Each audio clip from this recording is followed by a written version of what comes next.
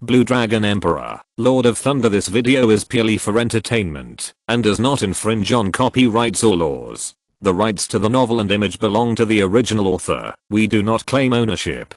Don't like waiting and want to listen to this fanfic in full now? Subscribe to our Patreon, where you'll find the best fanfics. Chapter 76, Reorganization of the Legion. My lord, the newly added soldiers have been reorganized. Scar, who was in charge of military coordination, raised a stack of papyrus that recorded the number of soldiers and the situation of strategic materials above his head. The transparent illusory dragon claws picked up the papyrus and put it in front of Longen to read. After the reorganization, the combat troops in the family included 90 Dragon Vein Minotaur Vanguard soldiers, 2,200 Jackal Infantry Regiment, 800 Tiger Infantry Regiment, 500 Bear Heavy Infantry Regiment, 500 Centaur Light Cavalry Regiment, 1,000 Dragon Vein Dog Infantry Regiment, 200 Dragon Singing Dogs, 100 Mutated Goblins, and a number of Spotted Catmen and Centaur Scouts, totaling more than 5,500 soldiers. In terms of numbers alone, Longen's army is slightly larger than a normal human army, but less than some composite army. For example, the captured 2nd Legion of the Facity Kingdom Expeditionary Force of Wold is a composite corps composed of 4,000 infantry and 2,000 cavalry, with a total number of 6,000 or even more. But the combat effectiveness of a corps is not just about the number of people. Take the army of the Principality of Boran as an example. Most of the bottom level soldiers are 1st and 2nd level warriors, and there are even many who are just ordinary people who are strong and have never practiced. The stronger principalities and kingdoms before the principalities have stricter requirements for soldiers. Usually, the bottom level soldiers are low level warriors who have practiced, but there are also few soldiers who can break through the middle level. Corps composed entirely of middle level soldiers are all ace armies of a country. For example, the Royal Guards of the Principality of Boran are all composed of middle level warriors. It's a pity that the number is not enough to form a corps, so it can only be directly controlled by the royal family in this way. But in Longen's army, none of the soldiers who participated in the battle directly had a strength lower than level 3, and most of them were middle level strength above level 4, which can be regarded as an ace corps. Even because the monsters that make up the legion have stronger physical fitness than humans of the same level, the strength of this legion is much greater than that of ordinary ace legions. Turning the papyrus further, there are reports on military supplies, which are very complicated, such as the call for food, armor, weapons, and soldiers' salaries. After integrating all the dog-headed people around the dragon's nest, 2 dog-headed commanders were mutated and thrown to Scar as deputies by Longen. These data were collected and sorted by the 2 deputies, while Scar was responsible for training the army. Those jackals and tigers are cruel and violent by nature, but Longen requires them to at least obey orders, so that they can be considered a qualified army. After folding the papyrus and handing it to Scar, Longen said, "Have all the seized wine been sent to the dwarves? How long will it take for all the soldiers to wear armor?" "Great master, the dwarf leader Copperhammer estimates that it will take at least 2 months to complete your request." Too slow. Longen shook his head, but he also knew that there were only a few dozen dwarves under his command, and even if they worked overtime, it would take a lot of time to make armor for thousands of people. The reason why the Minotaurs and Kobolds were able to wear armor so quickly before was because the armor in the cargo transported by the dwarves was slightly modified, and they could wear it. The time required to make armor from scratch would only be 10 times that of modifying the existing ones. Let the dwarves speed up the progress. The quality can be ignored for now. Even if it is just a layer of iron shell on the body, I want to see all the soldiers wearing armor within half a month. Scar bowed and saluted. "Yes, great master." Longen looked outside the dragon's nest, as if his eyes had crossed the distant distance and directly saw the Batiran plain where the decisive battle was taking place. He didn't know who among those humans would win the war, but no matter who would become the new Grand Duke of Balan in the end, he was ready to share a piece of the pie. The month of Resurgence, January 1st, the Resurgence Festival. In this festival celebrating the melting of ice and snow and the revival of all things, farmers usually hang a bunch of wheat ears harvested last year on the door handle, and then decorate the door frame with some mistletoe plants that are evergreen in winter, in order to pray for the favor of the earth mother goddess Changtiya, so that the crops will grow better and more food will be produced in the new year. Gradually, people who are not farmers will also prepare wheat ears and mistletoe on this day, to pray for the health of their families. This festival has been around for thousands of years, so that wherever there are humans, there will be this festival. Even in those areas where the change of seasons is not obvious, people will follow tradition to welcome the new year on this day. But on the Bottilan Plain, more than 300,000 people spent this beautiful day in fighting. Countless lives closed their eyes forever on this day, and could never be revived again. Your Majesty, the front line of the Bottilan Plain is in danger. With bloodshot eyes and a tired face, the young Grand Duke of Bottilan, Vinalgog, spoke calmly, without any emotion. Speak. The northern rebels in the Facity army besieged our northwest defense line, and the 4th and 6th legions were completely wiped out. The main force on the front and the reinforcement from Leamington were forced to engage in a decisive battle with the rebels. General Wilson believes that the situation is critical and recommends that you temporarily move the capital to the southern province. Is it so critical that we have to move the capital? Vinalgog turned and walked to the throne and slowly sat down, tapping the armrests with mixed feelings. He didn't know whether his choice to leave Leamington and accept the position of Grand Duke of Bottilan was the right choice. He had ambition and ability, but was limited by his position as the second son, and he had no chance of becoming the Grand Duke of Leamington. However, he didn't expect that the direct bloodline of the Bottilan royal family would die out, and he would be the first in the theoretical legal heir. After receiving the invitation from the Council of Nobles of Boran, he made the choice without hesitation. Even though he knew he was facing the rebels who coveted the position of Grand Duke and the corrupt situation in the east, he remained steadfast. Now, he was finally able to loosen the heartstrings that had been tense since the day of his coronation. He let out a long breath and sat down on the throne, as if his strength was drained. Ryan, who was also dressed in formal clothes and looked tired, saluted to Vinalgog. Your Majesty, the most urgent task is to order all nobles to move to the south.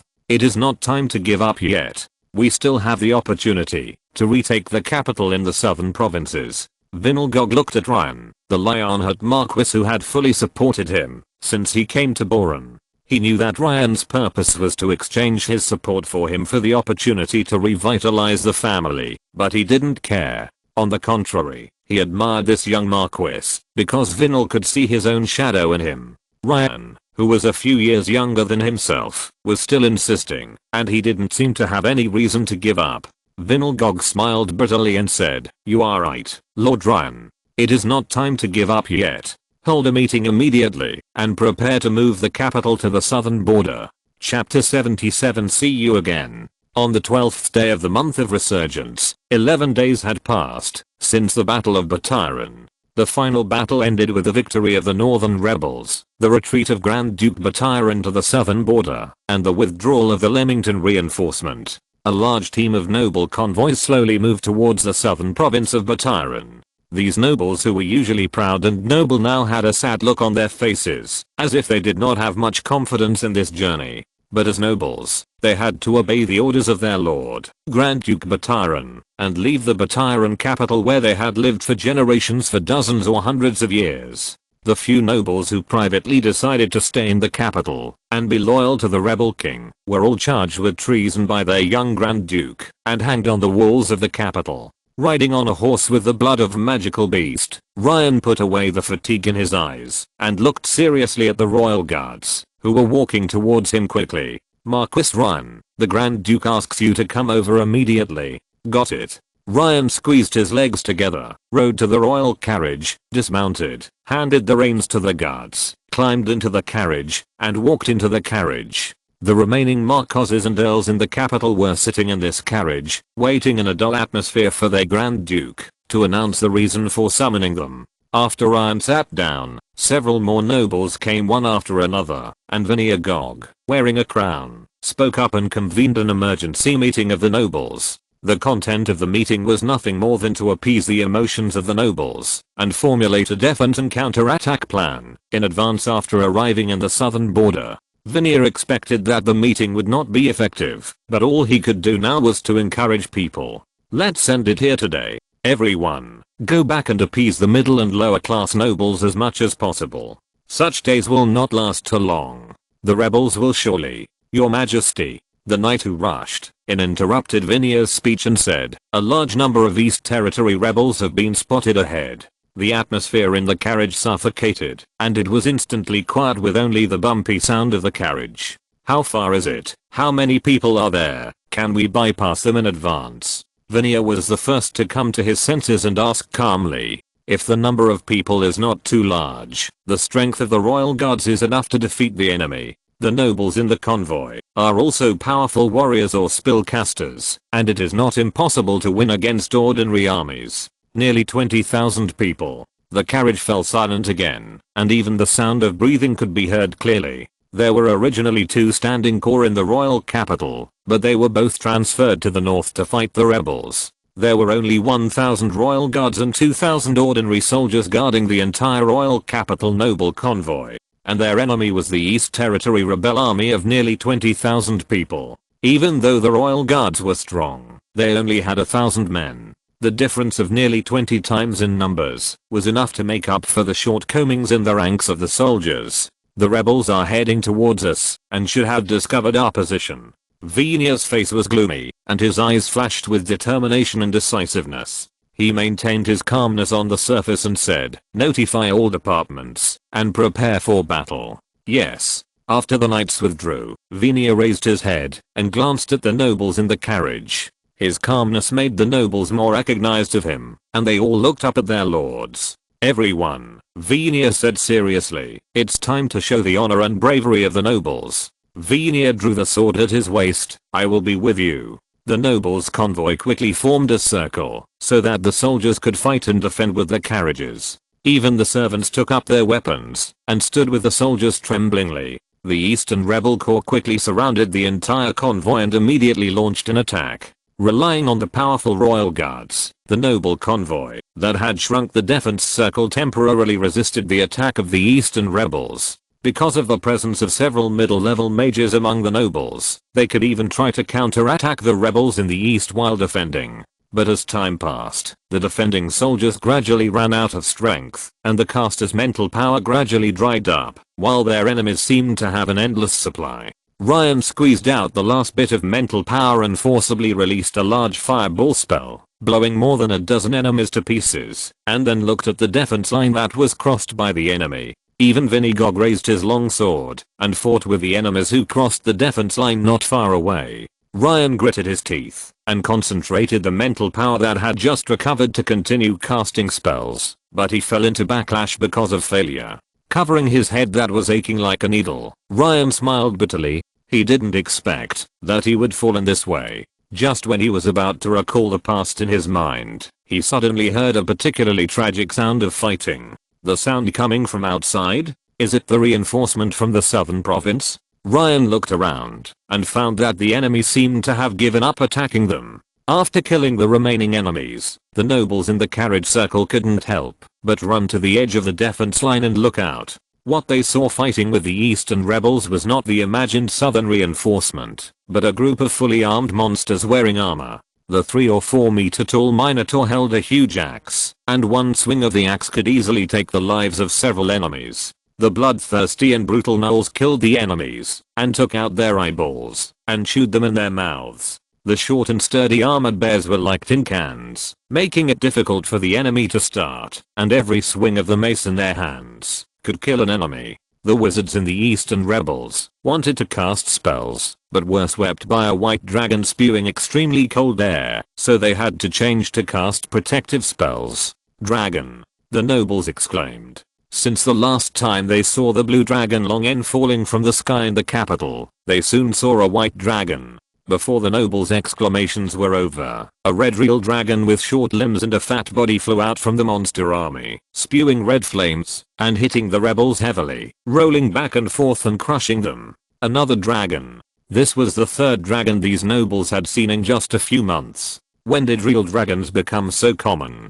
The addition of 2 real dragons completely defeated the last fighting spirit of the East Territory rebels, who laid down their weapons and fled in all directions under the slaughter of monsters. After the situation was completely controlled by the monster army, the nobles hiding behind the defense line formed by the carriages looked at each other and finally looked at their lord, Grand Duke Venia, who was covered in blood. Just as Venia was hesitating whether to send people to contact the monsters who saved his and others' lives, a huge shadow fell from the sky, shaking the earth. The smoke and dust dissipated, and a huge blue dragon head glanced at the human nobles within the defense line. It grinned, revealing its ferocious fangs, and joked, "What a fate, everyone, we meet again." The nobles within the defense line recalled the blue dragon's instant killing in the central square of the royal capital, and they couldn't help but feel a chill down their spines. If you're listening to this novel on a channel other than Fanfic World, it means they downloaded and uploaded it without effort. We cordially invite you to visit our channel, Mundo Fanfic Novelos. There you'll find the original version of this story and you can explore many other novels of various genres. We're waiting for you to immerse yourself in a world of incredible novels. Chapter 78, Asking for Remuneration. Vinelgog and Ryan looked at each other, and when Ryan nodded to him, he immediately walked forward across the defense line of the carriage, posing a frank, trusting and respectful attitude. "Respected true dragon, thank you for your help in times of crisis. The Principality of Boron is grateful for your kindness. I, Vinelgog, the current Grand Duke of Boron, pay you the highest respect." Vinel took off the crown, held it in front of his chest with his right hand, and bowed deeply to Longen.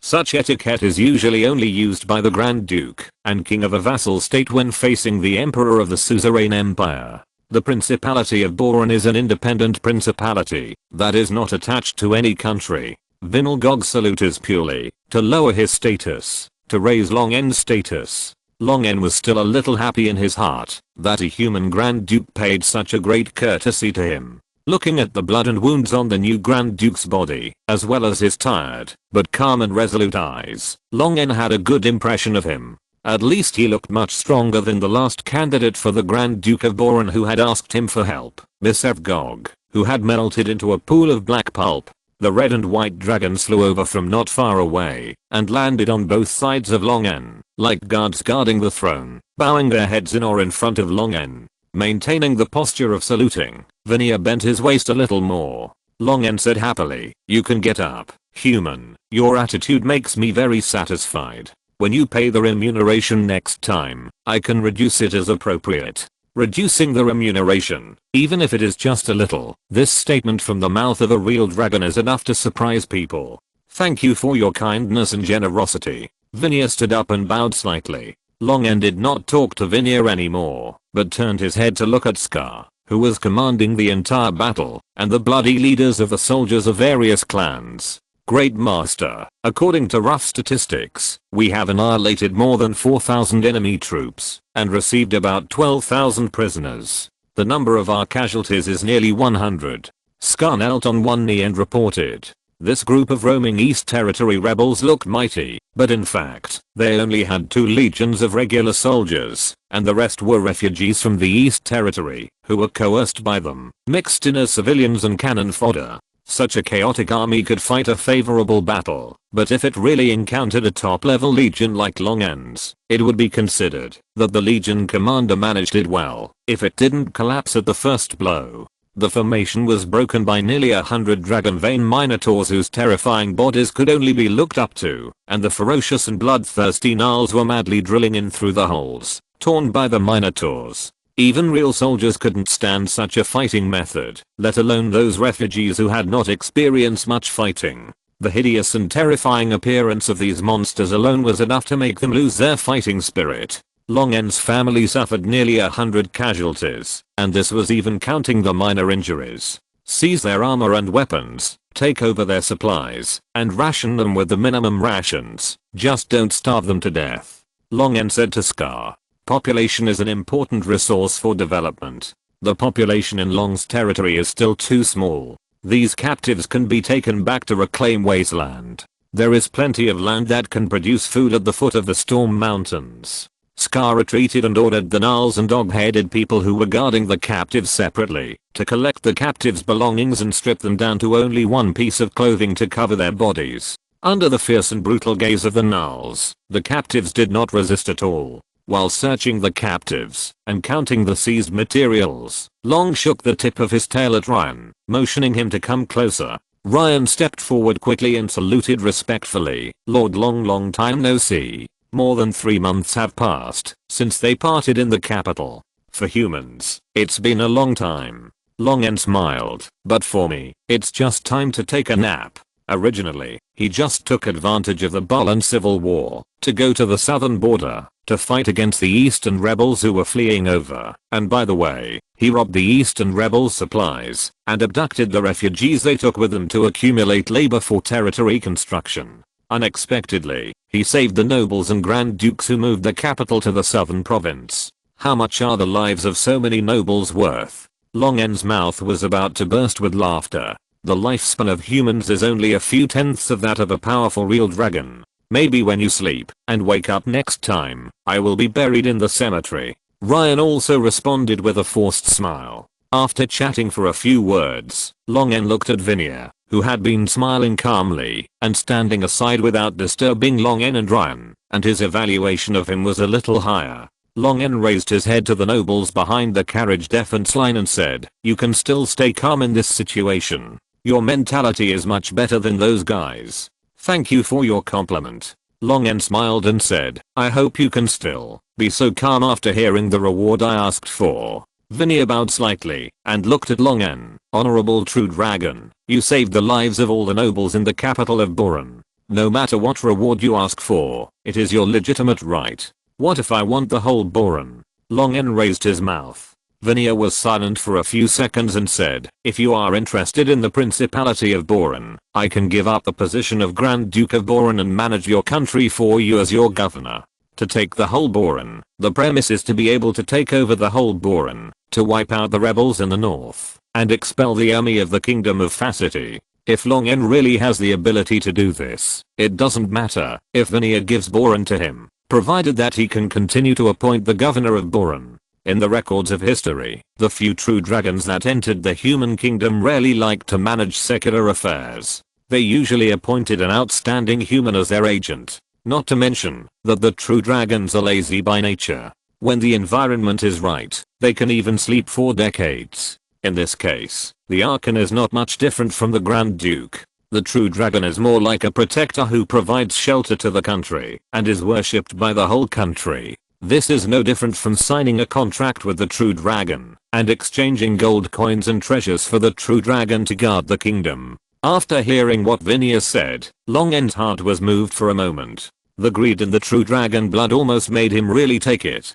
But if he really took over the Principality of Balan now, there would be no peace in the days to come. Countless countries that coveted the land of the Principality of Balan could attack Balan under the pretext of expelling the evil dragon and recovering the human kingdom. The true dragon becoming a ruler and signing a true dragon contract to protect the kingdom are two completely different concepts. In the end, it was because of his lack of strength. If Long was an ancient dragon, no one would dare to object if he asked for the entire Onia continent, let alone a small Principality of Balan. Long shook his head and said, "You are kidding. Just give me half of the Western Territory." Chapter 79. Dragon has no mercy. Half of the West? Vinia was stunned for a moment, and then he immediately figured out why Long didn't really ask for the entire Principality. Vinia thought for a moment, and said with a sincere smile on his face, "No problem at all, honorable true dragon. Half of the West, the size of the territory can be divided as you like."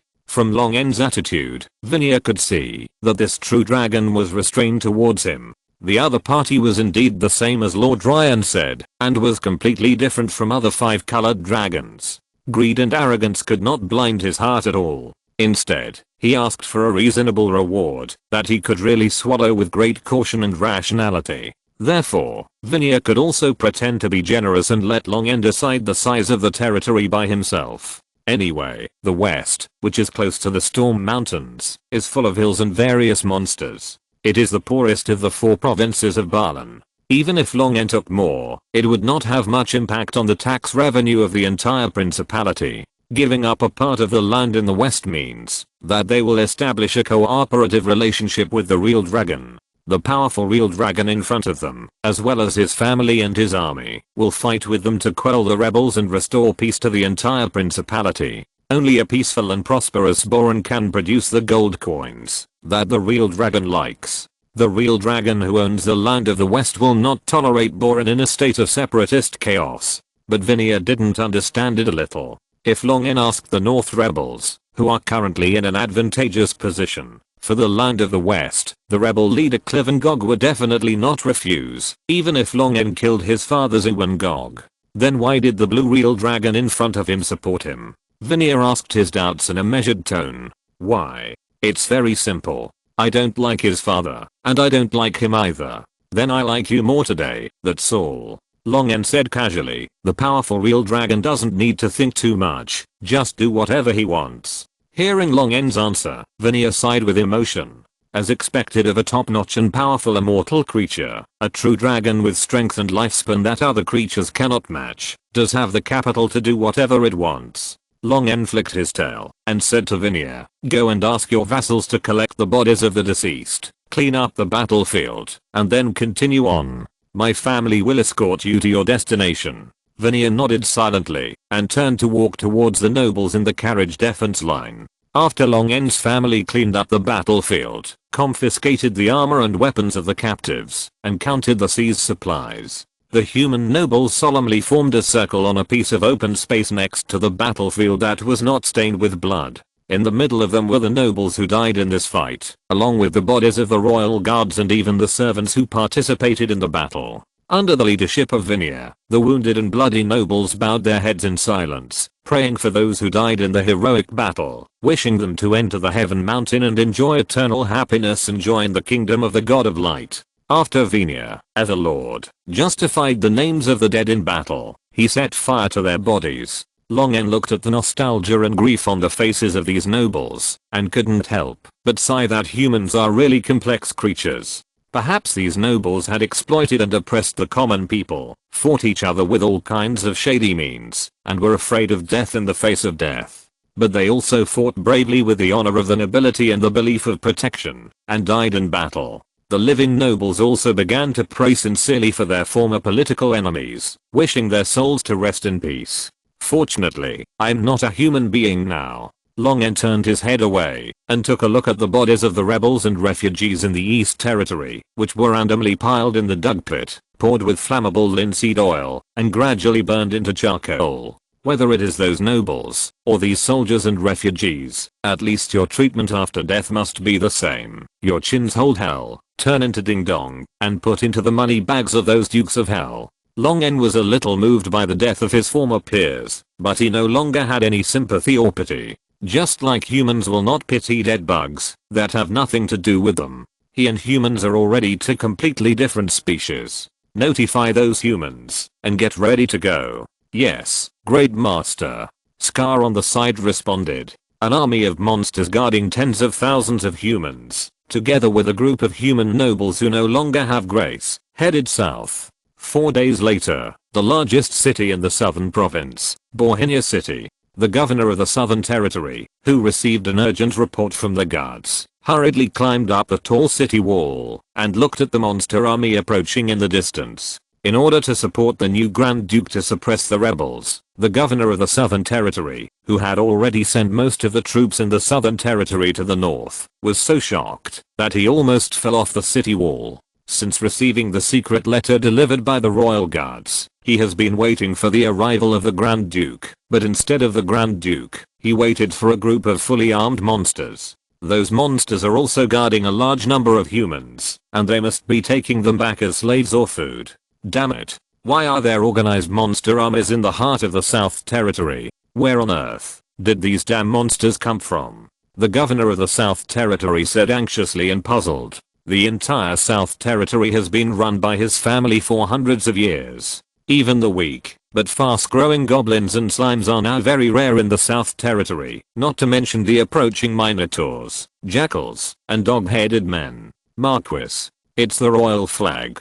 The governor of Nanjing stood on tiptoe and looked, and he really saw a fluttering flag of the royal family of Boran among those monsters. Later, a royal guard rode on the back of a centaur to the foot of Bohemia city, bringing a message from Grand Duke Boran, and showing the Grand Duke's token.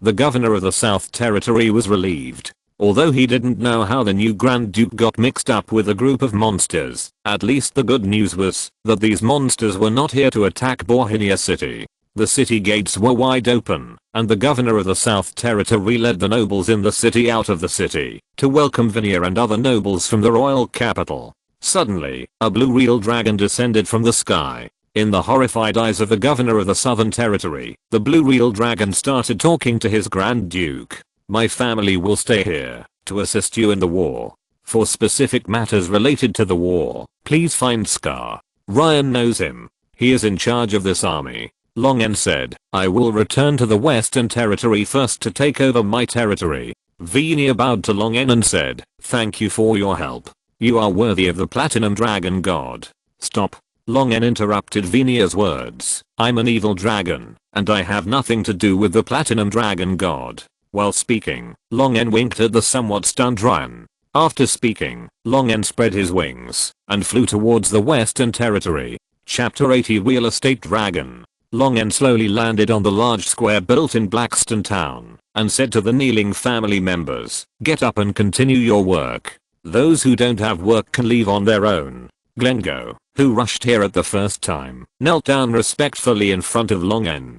Longen took out the territorial gift contract signed with Vinir and the token that could represent the royal family of Boran from his storage ring and threw them to Glengo. Take these two things and notify all human nobles within the scope specified in the contract that this is now my territory. They can either leave or surrender to me. Glengo stood up and took the contract and token and said respectfully, yes, great master. Longen said again, count the grain in the hands of those nobles who are willing to surrender. The part of the reserve that exceeds enough for them to use for 2 years will be purchased at the pre-war market price. Arrange for refugees and civilians willing to migrate to transport the grain to Blackstone town. Longen was preparing to completely shift the focus of the construction of the territory to Blackstone town. War captives, refugees, and civilians who were exploited to the point of difficulty in making a living in the nobles' territories will all gather in Blackstone town. Longen wants to take advantage of the chaotic period of the Bull and civil strife to build Blackstone town into a large agricultural and handicraft city with full domestic demand. After peace is restored, it will attract caravans to come and drive the economic development of the entire territory. More captives and refugees will be sent to Blackstone town in the future. The refugees will be the same as before. Let them work in exchange for food and rewards. The captives will continue to be sent to reclaim wasteland. Try not to let them die. Tell them that they can be turned into civilians again after 5 years of reclamation. According to the customs of this world, these prisoners of war should have been thrown into mining and then died in mining accidents, pneumoconiosis or various accidents. But Longen is different from those human lords. He has a professional mining family. The mining technology and efficiency of the dog-headed people are far superior to humans. The dog-headed people who have been digging holes underground since birth rarely die from mining, which is much more useful than human miners. Therefore, the hardest work in Long's territory is to reclaim wasteland. For prisoners of war, the treatment here is simply heaven. Long saw that Glengo was hesitant to speak and said, anything else? Just say it. Yes, master. Glengo said, according to your instructions, in addition to the food rations, the refugees will also receive 6 to 8 copper coins for completing their work every day.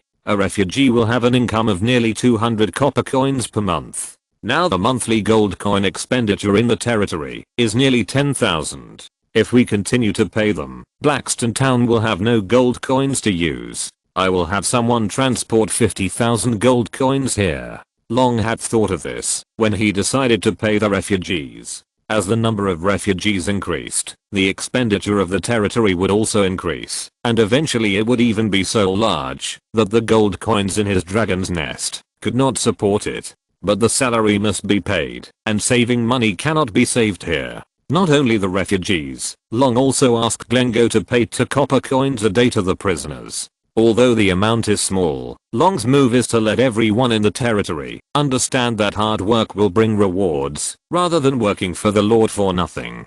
This can advance the work enthusiasm and efficiency of the people. When the people have money in their hands, there will naturally be consumption needs. With consumption needs, business will naturally arise, and wealth will naturally begin to circulate. But now the war is still going on, and business has not developed. The gold coins spent cannot be quickly returned to Long through taxes. Although Long ordered Glengo to sell meat and food in Blackrock Town, and some people have begun to sell some poultry raised by themselves and fish caught, such small-scale business activities are still difficult to promote capital flow. Long End thought for a moment, and said to Glengo, "From now on, the wages of refugees will be raised to 8 to 10 copper coins per day, and no food will be provided at night. Also, tell all refugees that after the houses they live in are built, they only need to pay 50 gold coins to obtain the ownership of the houses. At the same time, they can choose to pay in installments, paying 1 gold coin per month, and they can repay the debt for purchasing the houses after 50 months.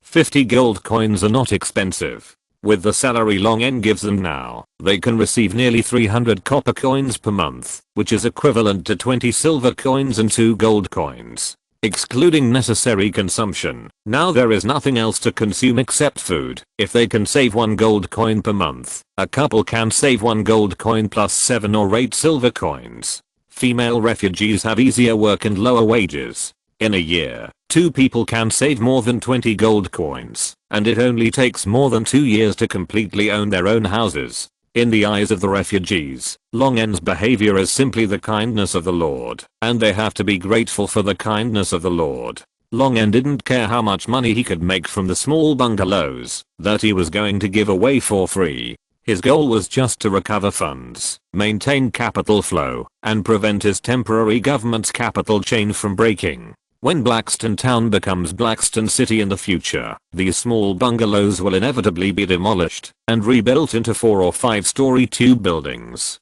Long End only needs to pay a reasonable demolition fee and arrange a new house for the civilians, and then he can easily make more profits from it. No matter which world it is in, real estate is a very profitable industry. After listening to Long End's words, Glengo couldn't understand why his master had to pay salaries to those civilians and then find ways to make the civilians spend the copper coins in their hands. He didn't quite understand Long End's intention, but he vaguely understood something. Long End didn't intend to explain to Glengo. After all, it was a bit troublesome for a hill giant to explain things like capital circulation, monetary economy, and real estate. It could only rely on Glengo to understand it himself in the process of executing Long End's orders. "Yes, Master." As Glengo issued the decree issued by Long End, the human administrators recruited loudly announced the content of the decree in the square, and the onlookers were all amazed. The houses built for free for the refugees have always made the refugees feel uneasy.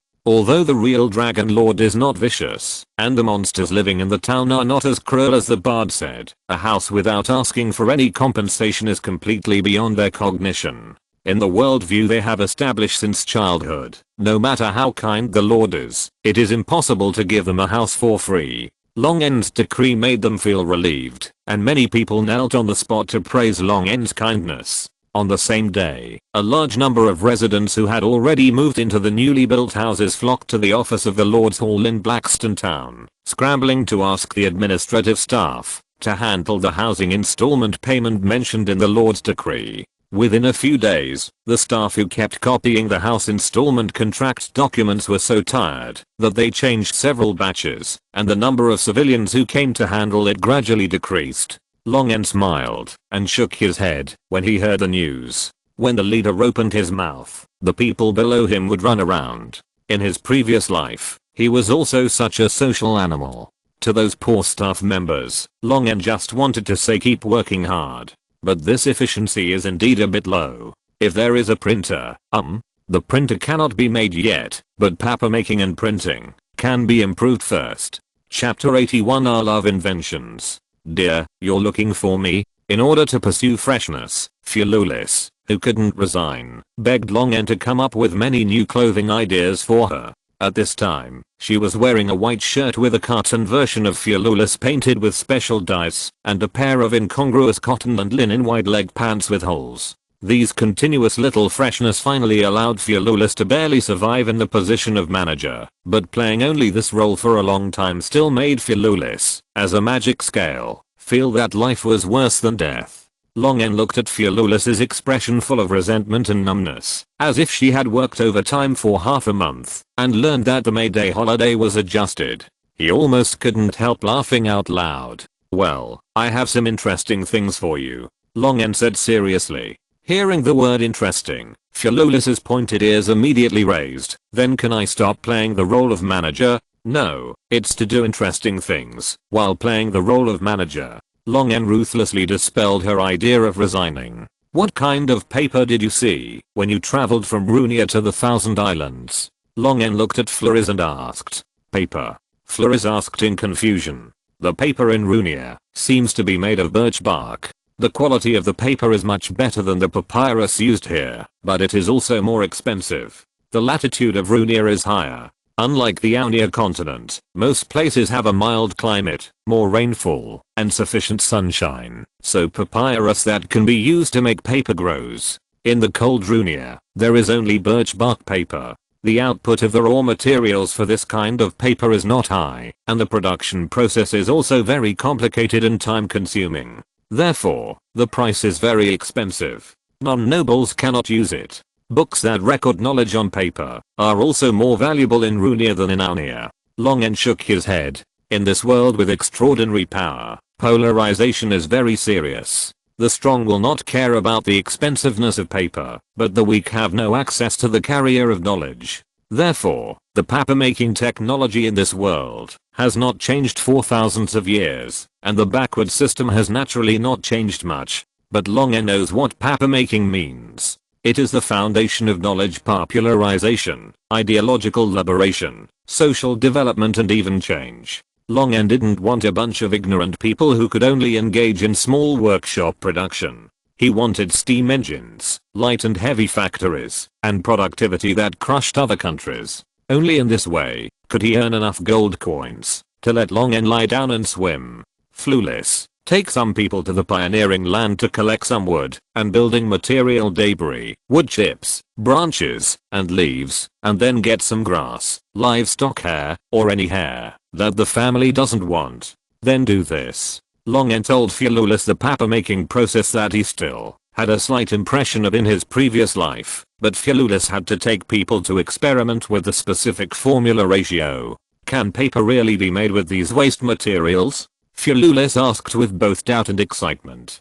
Her excitement was not because she realized the role of paper making, but purely because the magic scale was interested in new things. Longen watched Fearless, who temporarily put aside the pain of not being able to resign, jump out of the dragon's nest, and breathed a sigh of relief. Finally, this brain-dead spell scale was fooled, but I don't know how long paper making can keep her interested and focused. After Flawless left, Long summoned Copperhammer again. "Honorable True Dragon, is there any urgent work?" The first sentence of Copperhammer made Long a little nervous. How did he make himself look like an unscrupulous boss who exploited employees? Well, making thousands of sets of armor in half a month seems to be a bit of exploitation of these dwarves, but Long will not admit it. He even sent people to buy, rob, wine for these dwarves. What a good employee welfare. No, just some simple things. Long told Copperhammer about the idea of movable type printing and casting movable type. The main material of movable type is copper, and then copper, tannan. Long looked up the dictionary of the common language of Onia, but couldn't find the corresponding word for metal antimony, and was a little confused for a while. "Do you know if there is anything that can make gold more brittle when melted with gold?" Long asked. "When it comes to metal smelting, it is a familiar area for Tangchu." He pulled his beard and thought for a while. "Are you talking about brittle pyroxene?" Under Tangchu's description, Long and determined that the so-called brittle pyroxene was the antimony in his previous life. Moreover, this kind of brittle pyroxene is widely used in the casting of coins. It is a relatively common ore. There are many of these things in the minerals excavated by the dog-headed people. Oh, it's a genius idea. It's worthy of being a real dragon. Tang Chu, a minor noble, understood the benefits of movable type printing. After listening to Long N's description, it greatly reduces the time required to copy the same documents and books. But he just sighed and didn't have too many ideas, because the shortcomings of movable type printing are also obvious. It is still not popular due to the high cost of paper. It is not something that ordinary people, or even ordinary small and medium-sized nobles can afford. What he didn't know was that paper making, which is paired with printing, has also been put on the agenda by Long N. Oh, respected real dragon, there is another question. Tang Chu suddenly thought of something. Copper alloys cannot stick to ink. Printing that stuff on paper will only turn expensive paper into a pile of lousy shit. Long N smiled and said that he would think about it. Tang Chu shrugged. He only needed to do as Long N ordered. Anyway, he just needed to make copper movable type that met Long N's requirements. Whether it sticks to ink or not was none of his business. After Tang Chu left, Long N raised the corners of his mouth. In his previous life, he was slacking off at work. He often watched videos about survival in the wild and time traveler's handbook to pass the time. Once he dozed off and heard something about oil buns in a days in the video. When he woke up from hunger, he found that it was about the ink used for copper movable type printing. Therefore, he was very impressed by the ratio and production process of ink. It happened that the materials needed for ink also existed in this world. Long N directly ordered his family to find a bunch for him and started making it. Gunpowder and compasses already exist in this world. Once paper making and printing are developed, the 4 great inventions will be complete. Once the power of paper making and printing is fully exerted, gunpowder will also be put on the agenda. Paper carries the truth, ink prints the truth, but only cannons can define the truth. Long N still has his mind on cannons and mushroom cultivation. After all, firing cannons is the romance of men, no, male dragons. Chapter 82, Strange Magic and Physical Phenomena. With a clear formula, Long N easily made the ink for copper movable type printing. The ink was ready, but it would take some time for the dwarves to test the copper movable type alloy formula, and for Floris to make paper. He didn't need to worry about the war in Boron for the time being. He only needed to give the general direction for the development of the territory and his subordinates would complete it. Long N actually had the illusion that he was too idle for a while. By the way, a real dragon like me who is always looking for trouble and never sleeps is more like an alien. Long N smiled and decided to find something to do for himself. He looked at the raw materials for making ink and the finished products. The formula in the previous life is really useful. It seems that the chemical and physical properties of various materials are the same. Long N suddenly became interested and swept these materials and finished products aside with his dragon tail and picked out a pure and transparent white crystal from his treasure pile. This white crystal is of extremely high quality, without a trace of impurities and cracks. If Long N didn't look carefully, he would even ignore this transparent colorless crystal in his claws. Although he felt a little sorry, Long N still began to polish the white crystal, gradually polishing it into the shape of a convex lens. Then he used magic to thoroughly polish the surface of the lens, so that the rough surface would not affect the refractive index. Long N controlled his strength to avoid crushing this extremely expensive magnifying glass. He placed the crystal lens under the light source created by the dancing light spell, slightly adjusted the height, and successfully gathered the light into a hot bright spot. The light in this world also propagates in a straight line, which should be the same as the physical and optical properties of the world in the previous life. I wonder if the sun and the god of light, Pero, knows whether light is a wave or a particle. The wave-particle duality of light was a major problem that troubled the scientific community in the previous life.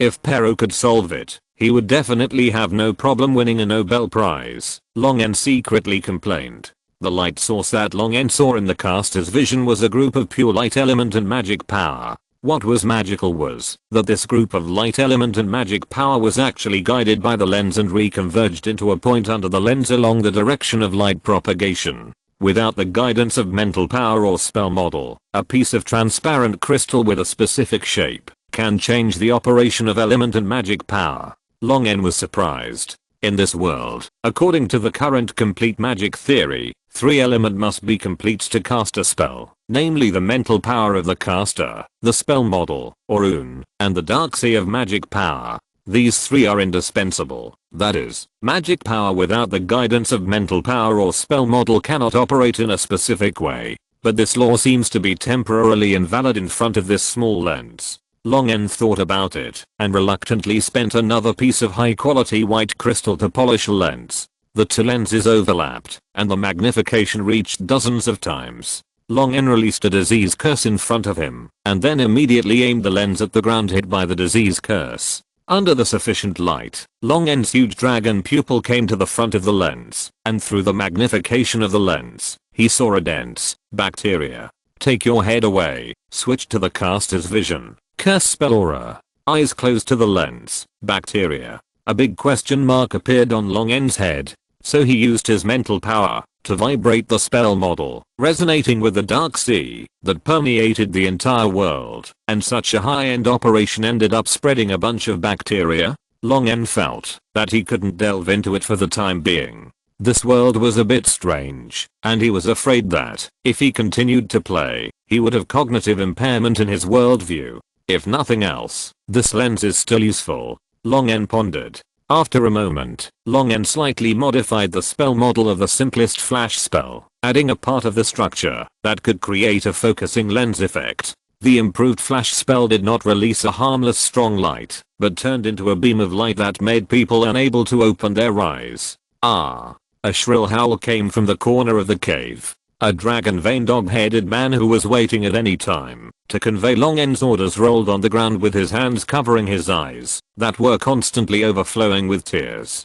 Dog-headed people have lived underground for a long time, and their eyes have long been unaccustomed to strong light. Although the dragon-veined dog-headed man has improved and has not been affected much under the scorching sun, the light intensity of Long N's flash spell just now is obviously higher than the sun in the daytime. After having the unfortunate kobold carried away, Long N approached the stone wall hit by the beam of light from the improved flash spell, stretched out the pads on his claws, and felt the remaining heat of the stone wall. If this flash spell hits the enemy's eyes, the blinding effect will probably be a permanent buff. Long N tried to improve the spell models of other light spells, but the higher the level of the spell, the more complex and difficult it was to modify it, and he could only treat the modification of spells as a long-term project.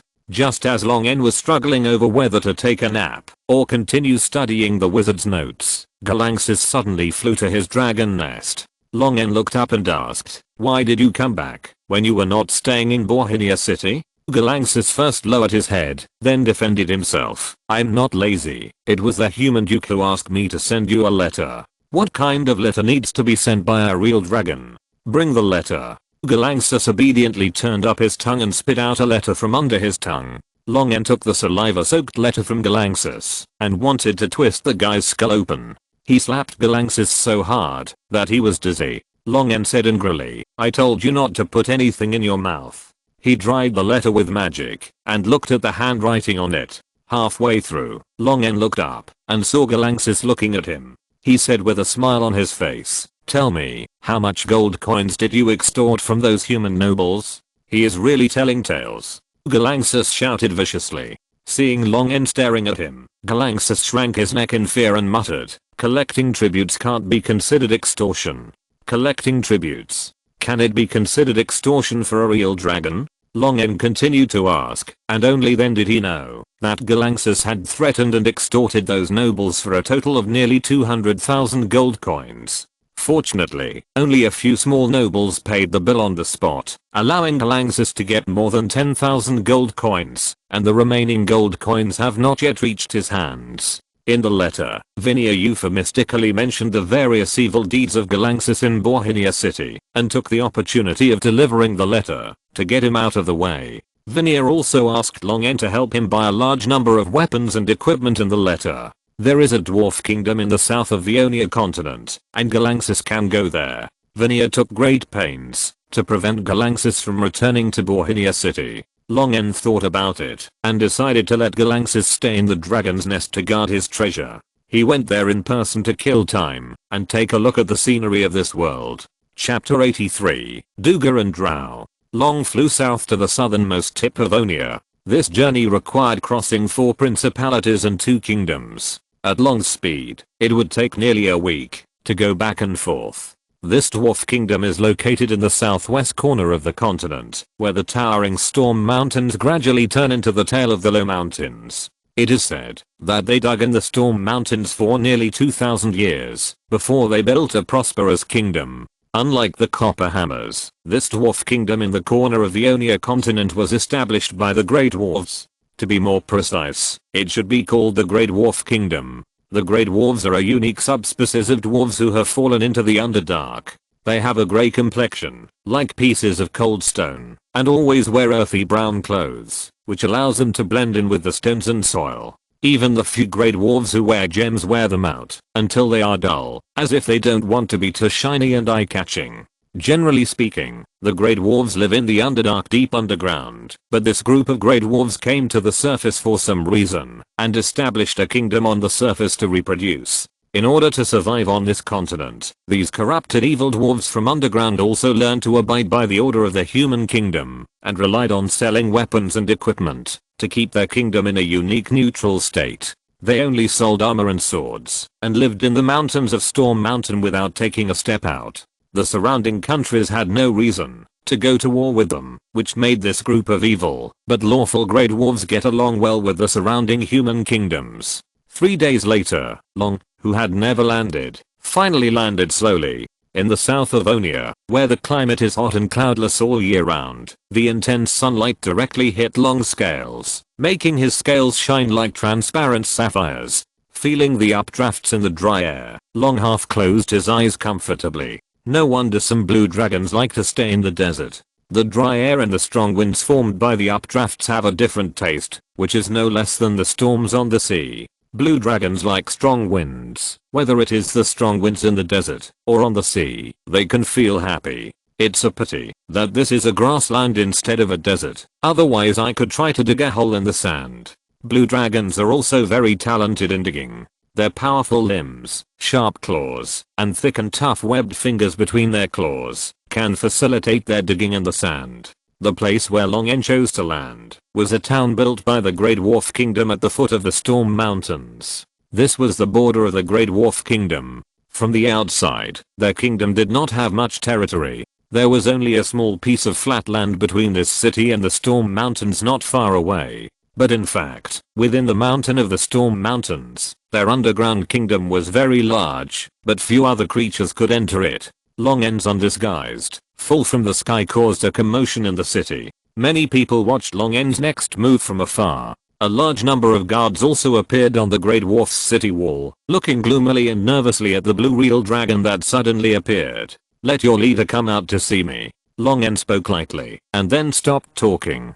Soon, the city gate, that had been closed in an emergency suddenly opened again, and a Grey Dwarf protected by several guards stood outside the city gate, as if ready to hide in the city gate again at any time. Long raised his head slightly, and on the city wall, more than 10 giant dragon hunting crossbows were ready to go. It's not surprising that these Grey Dwarves are so cautious. After all, the reputation of the 5-colored dragon has always been bad, and it is understandable that they are on guard. Long deliberately showed an angry and dissatisfied expression, his whole body flashing with lightning, revealing his ferocious fangs, and said, "Is this how the Grey Dwarves treat traders who come from afar? Is this how they treat a noble real dragon? You have offended the dignity of the real dragon." The Grey Dwarf in the lead had an extremely gloomy face, and his face was blurred, and his expression could not be seen clearly. After hearing the blue dragon say that he was here to trade, the Grey Dwarf said, "Elgil welcomes every trader, and also welcomes the Great Dragon to be our guest.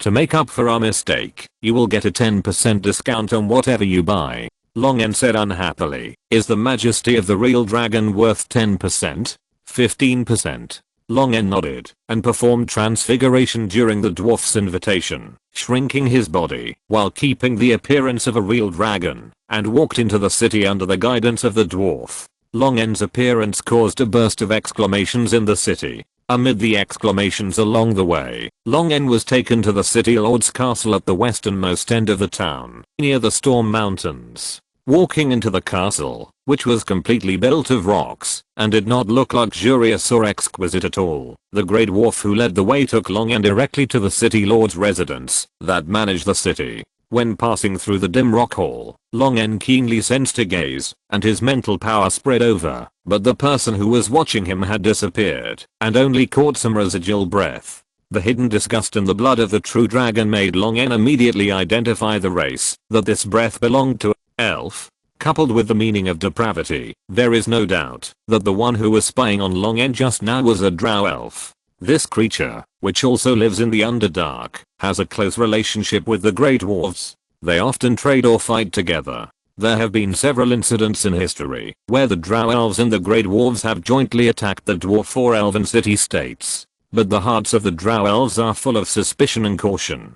Betrayal is the main theme of their country, so they cannot always maintain a close cooperative relationship with the Grey Dwarves. This also means that when the drow elves and the Grey Dwarves are together, and they are not for trade, there is a high probability that they are going to cause trouble. Long-en secretly became a little alert in his heart, but he didn't care too much. As long as these dark guys didn't provoke him, Long-en didn't have the heart to pay attention to them. After meeting the Lord of the Grey Dwarf, the two sides quickly completed the transaction. The weapons and equipment that Long-en needed were temporarily transferred from the inventory that was supposed to be traded to others and immediately delivered to Long-en, which was a far cry from the treatment of those human merchants who had to wait for a few days. These Grey Dwarves wanted him to leave quickly, and Long-en was too lazy to stay. After completing the transaction, he flew back directly. All the gold coins that Vinal entrusted Long-en to buy weapons and equipment were used up. Long-en took the discounted part with peace of mind, and only 15% made him earn 140,000 gold coins. After Long-en left, in the shadow of the Lord's castle, a pink tongue licked his full and plump lips, and said to himself with a decadent desire, I really want to taste the taste of a real dragon. Don't make trouble, you annoying white-haired bitches. The Lord of the Grey Dwarf, who had just completed the transaction with Long-en, said with a gloomy face and irritability, that real dragon almost found you. He was very dissatisfied with the behavior of the drow elf who had just secretly peeped at the real dragon. He has discovered me. The drow said indifferently. She sneered. It's just an evil 5-colored dragon. What are you worried about? Are you afraid that he will tell the dwarves and elves on the ground that the Grey Dwarves are mixing with the dark elves again? The drow raised his head arrogantly and said, I do whatever I want. Mind yourselves, lowly male Grey Dwarves. Chapter 84 Technology is the primary productive force. Flying away from the city of the Grey Dwarves, Long-en's vague premonition of danger quickly disappeared. The guy who can make me feel the danger from such a distance is most likely a half-step legend. The other party released such an obvious dangerous aura, but did not take action, more like a warning to Long-en. But normally, no one would offend a real dragon casually. Such a naked threat is tantamount to an insult to the real dragon. And the 5-colored dragon is a creature that is extremely vengeful. What's more terrifying is that they still have enough time to grow up to win the fight and then come back for revenge. Even if the real dragon is young and not strong enough now, it may suddenly run to your door and kill you when you are old and then whip your corpse repeatedly. This happened in Onia. A powerful knight with legendary strength seriously injured a young red dragon hired by the enemy country, and he also promoted his family title to duke by virtue of his merits. But 100 years later, after using various methods to prolong his life, the life of this legend finally came to an end. Just as he was dying, an adult red dragon with scars still on its scales fell from the sky, killed him, and then burned every inch of the dukedom with dragon fire. Therefore, Long-en really couldn't figure out why the other party's attitude that might anger him was for. It couldn't be for revenge by the real dragon hundreds of years later, right? Long-en thought of the drow elf that spied on him again. If she had malice towards me, it would make sense. It's normal for Oz's followers to have bad brains. This chaotic evil god, his followers will suffer from the painful baptism of torture and abuse since childhood, and the growth environment is also full of betrayal, slaughter, pain, and desire. Therefore, most of the drow elves are chaotic evil like the Spider Queen Rose, and some are neutral or lawful evil. shaking his head and leaving all these things behind. Long N's body flashed with lightning, which made his speed increase rapidly, and he focused on flying to Boran. 3 days later, Long N landed on the wall of Borhinia city. Grand Duke Venia of Boran quickly took Ryan and several trusted nobles or ministers to the wall. Led by Venia, all the nobles bowed to Long N.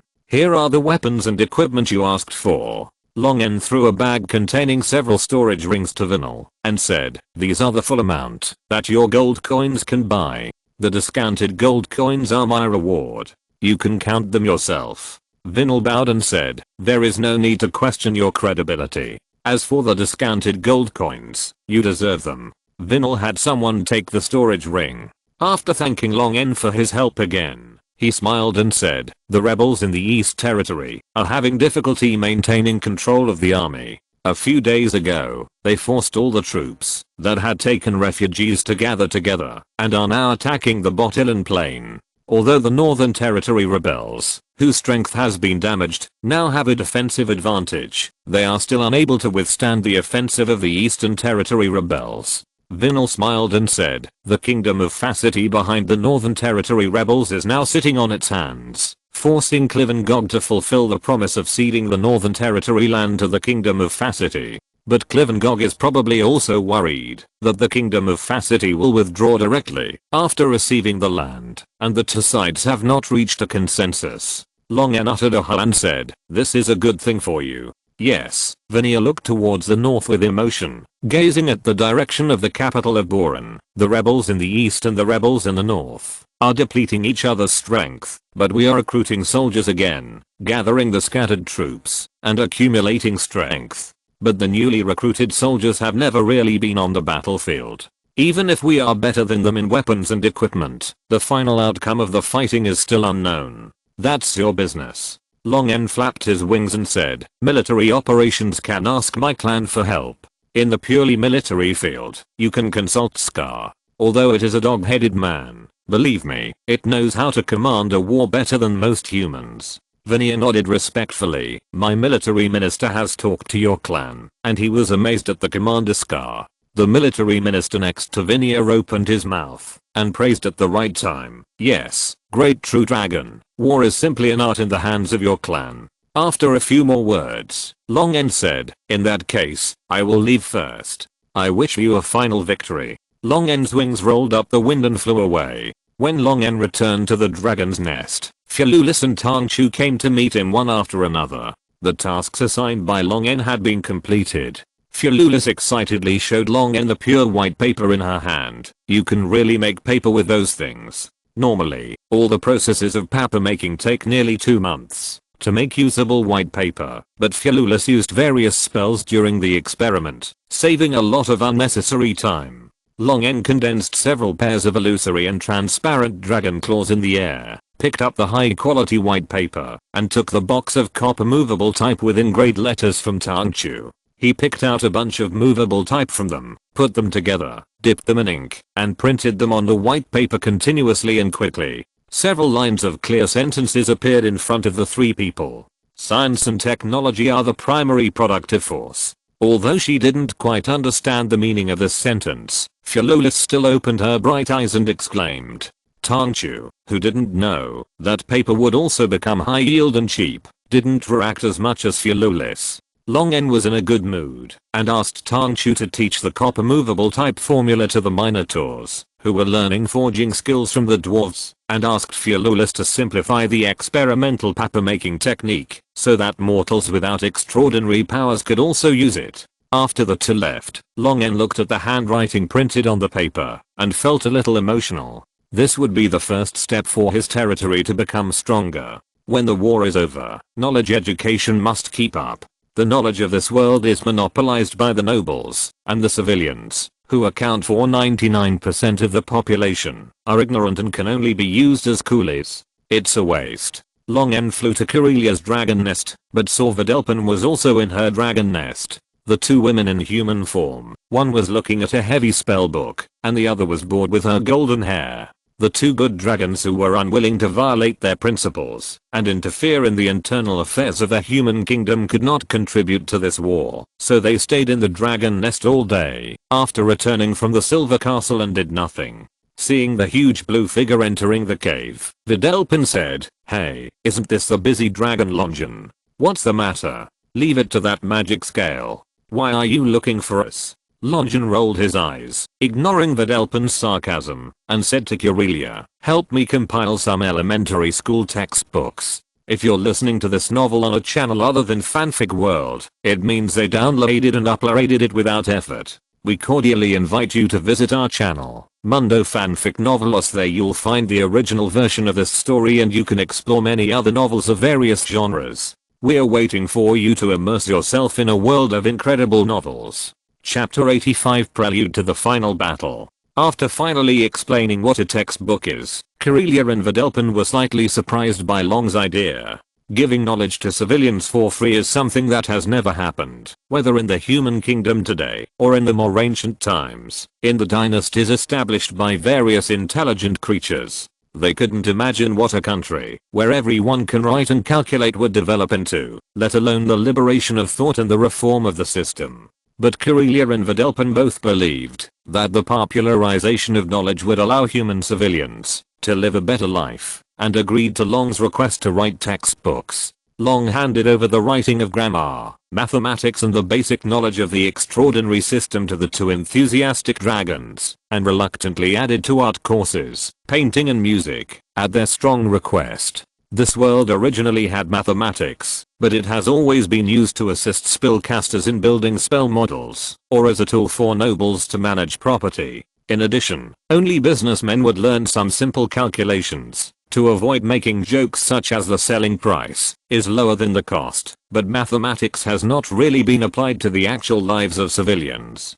Therefore, the basic knowledge of mathematics did not need Longen to bring it from his previous life, and the two dragon sisters could complete the writing by themselves. After having something to do, Curelia and Vidalpin immediately entered a busy working state, deliberately ignoring Longen standing beside them, so that Longen had no chance to interrupt, and could only leave in disgrace. Longen did not stay idle after returning to his dragon nest, but took out a pile of paper and pens. Longen's mind moved, without the need for spells. He instantly cast the real dragon version of the wizard's hand several times in a row, summoned a pair of illusory transparent dragon claws, grabbed the feather pen, and dipped it in ink, to write quickly on the paper. He wanted to write to textbooks that could not be handed over to Curelia and Vidalpin, or even to anyone in this world, but could only be written by himself. There were papers and manuscripts full of physical or chemical formulas scattered around. Longen took the letter from the dog-headed man, who was kneeling respectfully, glanced at it, and quickly read it.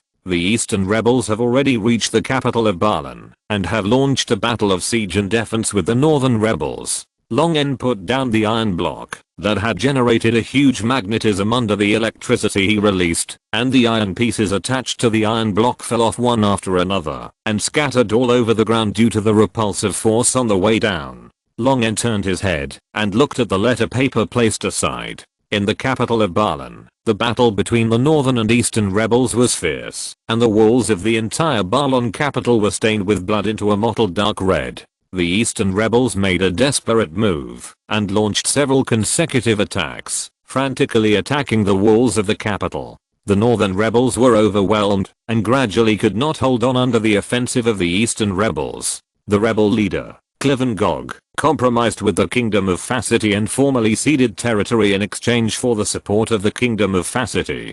Lon placed the tip of his claw into the pure water summoned by magic in a sealed container, continuously releasing electric current. At another small opening in the container that discharged the decomposed gas, a light blue flame swayed and burned, releasing moist water vapor. The dog-headed man read out the contents of the letter aloud. The rebels in the east were defeated, the governor of the east was killed, and the remaining rebels fled to the east on their own initiative. Our army is rushing to the Great Plains of Botalan.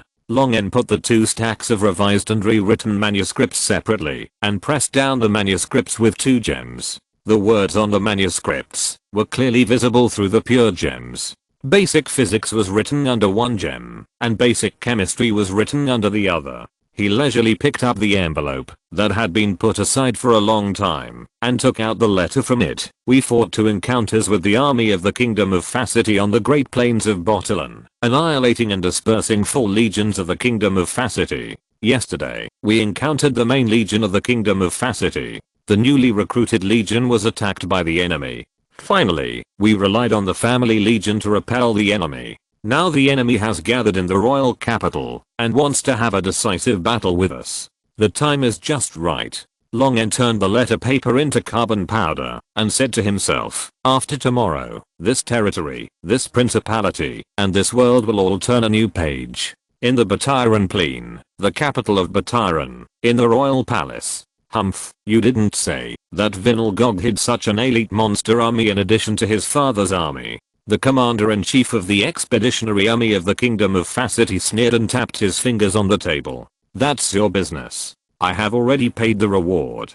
Clivengog looked coldly and looked directly into the other's eyes without any fear. No, no, no. What I mean is that dealing with such an army is another price. The rewards you paid are not enough now. Clivengog had long seen through the tricks of these guys. It was nothing more than forcing them to raise the price. The Kingdom of Facity was like an insatiable corpse-eating hyena, chasing after the wounded principality of Batiran, constantly biting off pieces of meat from the latter. I can agree to your request, but there won't be a next time. After saying this, Clivengog breathed a sigh of relief. Some decisions are more difficult to accept when you are hesitating than when you actually execute them, but once you cross the bottom line, it will make you feel more relaxed. Clivengog, who had given up a large piece of territory, said mockingly, Boran doesn't have any monster army, and it is even more impossible that Vinalgog from Leamington has hidden such a force. Otherwise he would have revealed this trump card in the last decisive battle, not now. Clivengog squinted his eyes and said, my father died at the hands of a blue dragon hired by Miss F. Gog.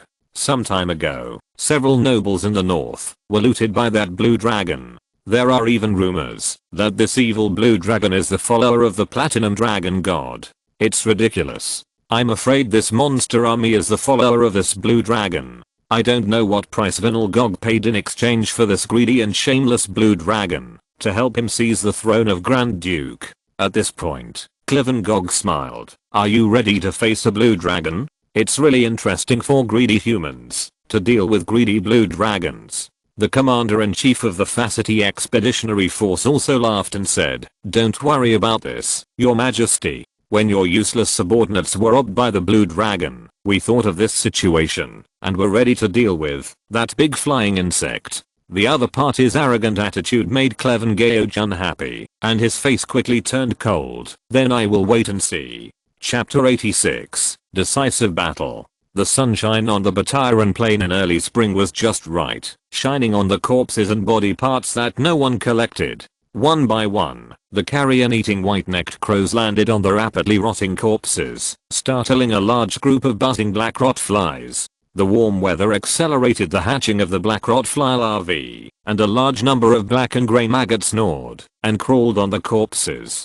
Clivengog waved his hand to drive away the black rot flies flying around him, his face gloomy. We must resolve this war as soon as possible, otherwise the plague spread by the decay of these corpses will make the entire capital, and even the entire Batiran, shrouded in plague. The commander-in-chief of the Facity Expeditionary Force frowned. He also hoped to end the war as soon as possible. If they continued to fight in this environment, even those extraordinary soldiers would be infected with the plague. Fortunately, their enemy, Vinalgog, coincided with their ideas. Vinalgog's army had assembled and marched slowly in square formations. Vinalgog sat on the chariot of the Central Army, with Ryan and his military minister beside him. He looked forward, looking at the high platform built in the front of the Legion Square, and the dog-headed man standing on the high platform, overlooking the battlefield. Your Majesty, you really want to give the command of the battlefield to her?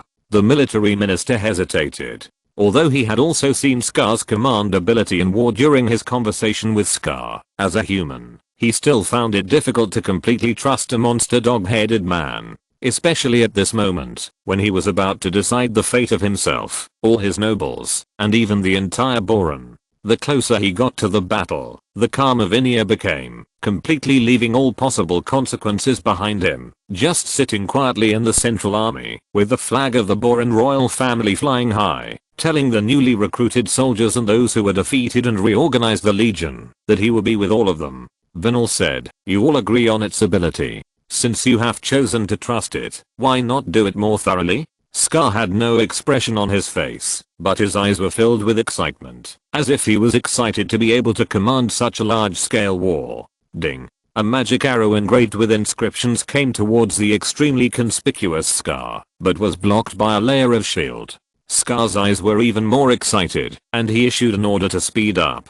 The flag soldiers quickly issued flags, and the advancing legions quickened their pace and quickly approached their enemies. Stepping over the rotting corpses, the armies on both sides collided with each other, and the most intense fighting broke out in an instant.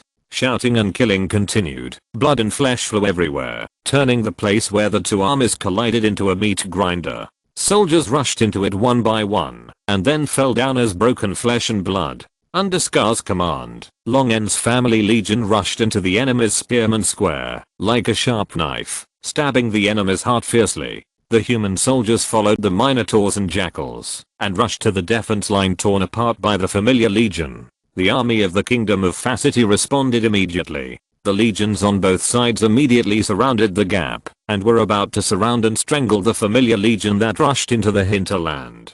Under Scar's meticulous command, the human legion, which was twice the number of the enemy's support troops, had already been mobilized and dragged the enemy's elite support into the melee. The bloodthirsty jackals enjoyed such bloody killings very much. They waved their poisoned swords with bloodshot eyes. The splashing blood stimulated their ferocious and bloodthirsty nature, making them more and more crazy. Even if the enemy's spear pierced into their flesh and blood, they could cut off the spear handle, and with the spearhead in the flesh and blood, they continued to rush towards the enemy with wild laughter. The spear pierced the tall minotaur's skin without armor protection, but was blocked by the dense scales under the hair, and could only pierce shallow wounds. Sorta, who led the minotaurs, roared to the sky, and stomped his foot heavily on the ground, shaking the enemies in front of him crooked. The minotaur swarmed up, and slit the throats of those who were standing unsteadily. A fat and sturdy red dragon flew into the battlefield, spewing dragon fire, and falling into the crowd. It rolled its body, and swung its dragon tail, crushing the enemies around it into meat paste. The elite Facity army was somewhat terrified in the face of these monster enemies, but could only continue to delay these terrifying monsters under the command of the commander. Dozens of violent air-breaking sounds rang out, and alloy crossbow arrows as thick as forearms arrived in an instant, piercing through the chests, abdomens, and thighs of several minotaurs, nailing them to the ground and unable to move. Egadius was also torn by the crossbow arrows, and the dragon scales and flesh penetrated the shoulder blade and back of one of his forelimbs. It was difficult to move, and he could only release spells to kill the enemies who were close to him. The other crossbow arrows crushed the other clans, tearing their bodies, which were far less tough than the dragon vein Tauren, into two pieces. Sorta, who blocked the next crossbow arrow, trembled with his arms. He raised the steel axe that was deformed by the force of blocking the crossbow arrow, and looked in the direction of the crossbow arrow. A dozen crossbows were reloading, while the bowstrings of another dozen crossbows were already tightened. Dodge. As soon as Sorta's roar fell, a new round of crossbow arrows came in front of them in an instant. Sorta, who was being targeted, tried his best to cut off a crossbow arrow, turned his head to avoid the crossbow arrow flying towards his head, but felt a hollow feeling pierced through his chest and abdomen. Blood continued to flow from the pierced parts, and the pain came like a tide. Sorta, who was seriously injured, quickly had his eyes filled with blood. The berserk gene hidden in his blood made him lose his mind, and he pulled the thick crossbow arrow out of his body. Moo. The deafening roar of the bull made the hearts of the people around tremble. The bull-headed monster, whose blood continued to flow from the huge wound, not only did not fall down, but instead swung the deformed giant axe, and rushed towards the direction where the soldiers were most concentrated. As if being run over by a rolling stone, the ground in the direction of Sorta's collision was left with crushed flesh and blood. The supporting troops finally arrived, and the silver-white goblin Kano jumped high from the monster. The lightning that fell from the air gathered on its scimitar and cut off a long sword that was slashing at Sorta's head. Goblin? The swordsman wearing the full armor of the nobles rolled a sword flower disdainfully and suddenly burst out at a very fast speed to attack Kano with a sword. Kano screamed, and thence lightning fell in a circle, barely forcing the swordsman back, but soon Kano fell into a disadvantage and could only barely support himself with the lightning. That made the opponent afraid. It's over. Blade storm. The swordsman shouted angrily and seized the weakness of Kano. Countless sword shadows pierced out like a violent storm, piercing dozens of blood holes in Kino's silver fur. Scar on the high platform quickly calculated in his brain, constantly issuing one command after another, mobilizing one legion after another, and even one squad under the legion through the flag order. But most of his soldiers were newly recruited not long ago, and being able to hold on for so long in such a fierce battle was the result of Scar's best command. The new recruits gradually became scattered and could not keep up with the command of the flag order, and finally became a mess. Scar's eyes widened as wide as possible, capturing any possibility of a comeback.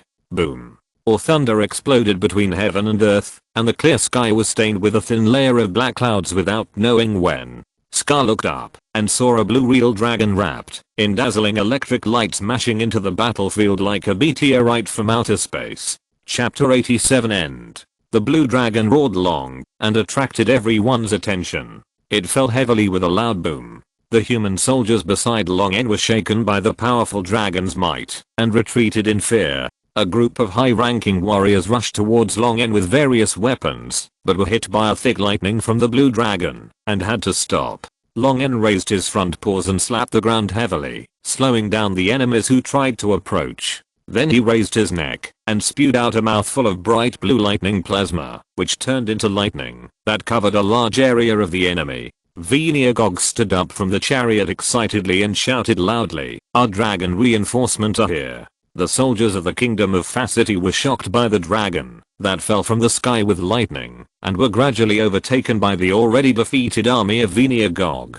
The scattered army gathered their morale again. Scar took the opportunity to command and mobilize the army, to gather the army together again, twisting them into a strong force, to make the advantage on the battlefield even greater. It's that blue dragon. On the wall of the capital, Krivengog supported himself on the wall with both hands, leaning forward to look at Long N who was wreaking havoc on the battlefield. Before he could urge him, the commander-in-chief of the expeditionary army of the kingdom of Facity gave the order, "All dragon hunting crossbows are ready. Replace the heavy armor-piercing crossbows. Target: blue dragon."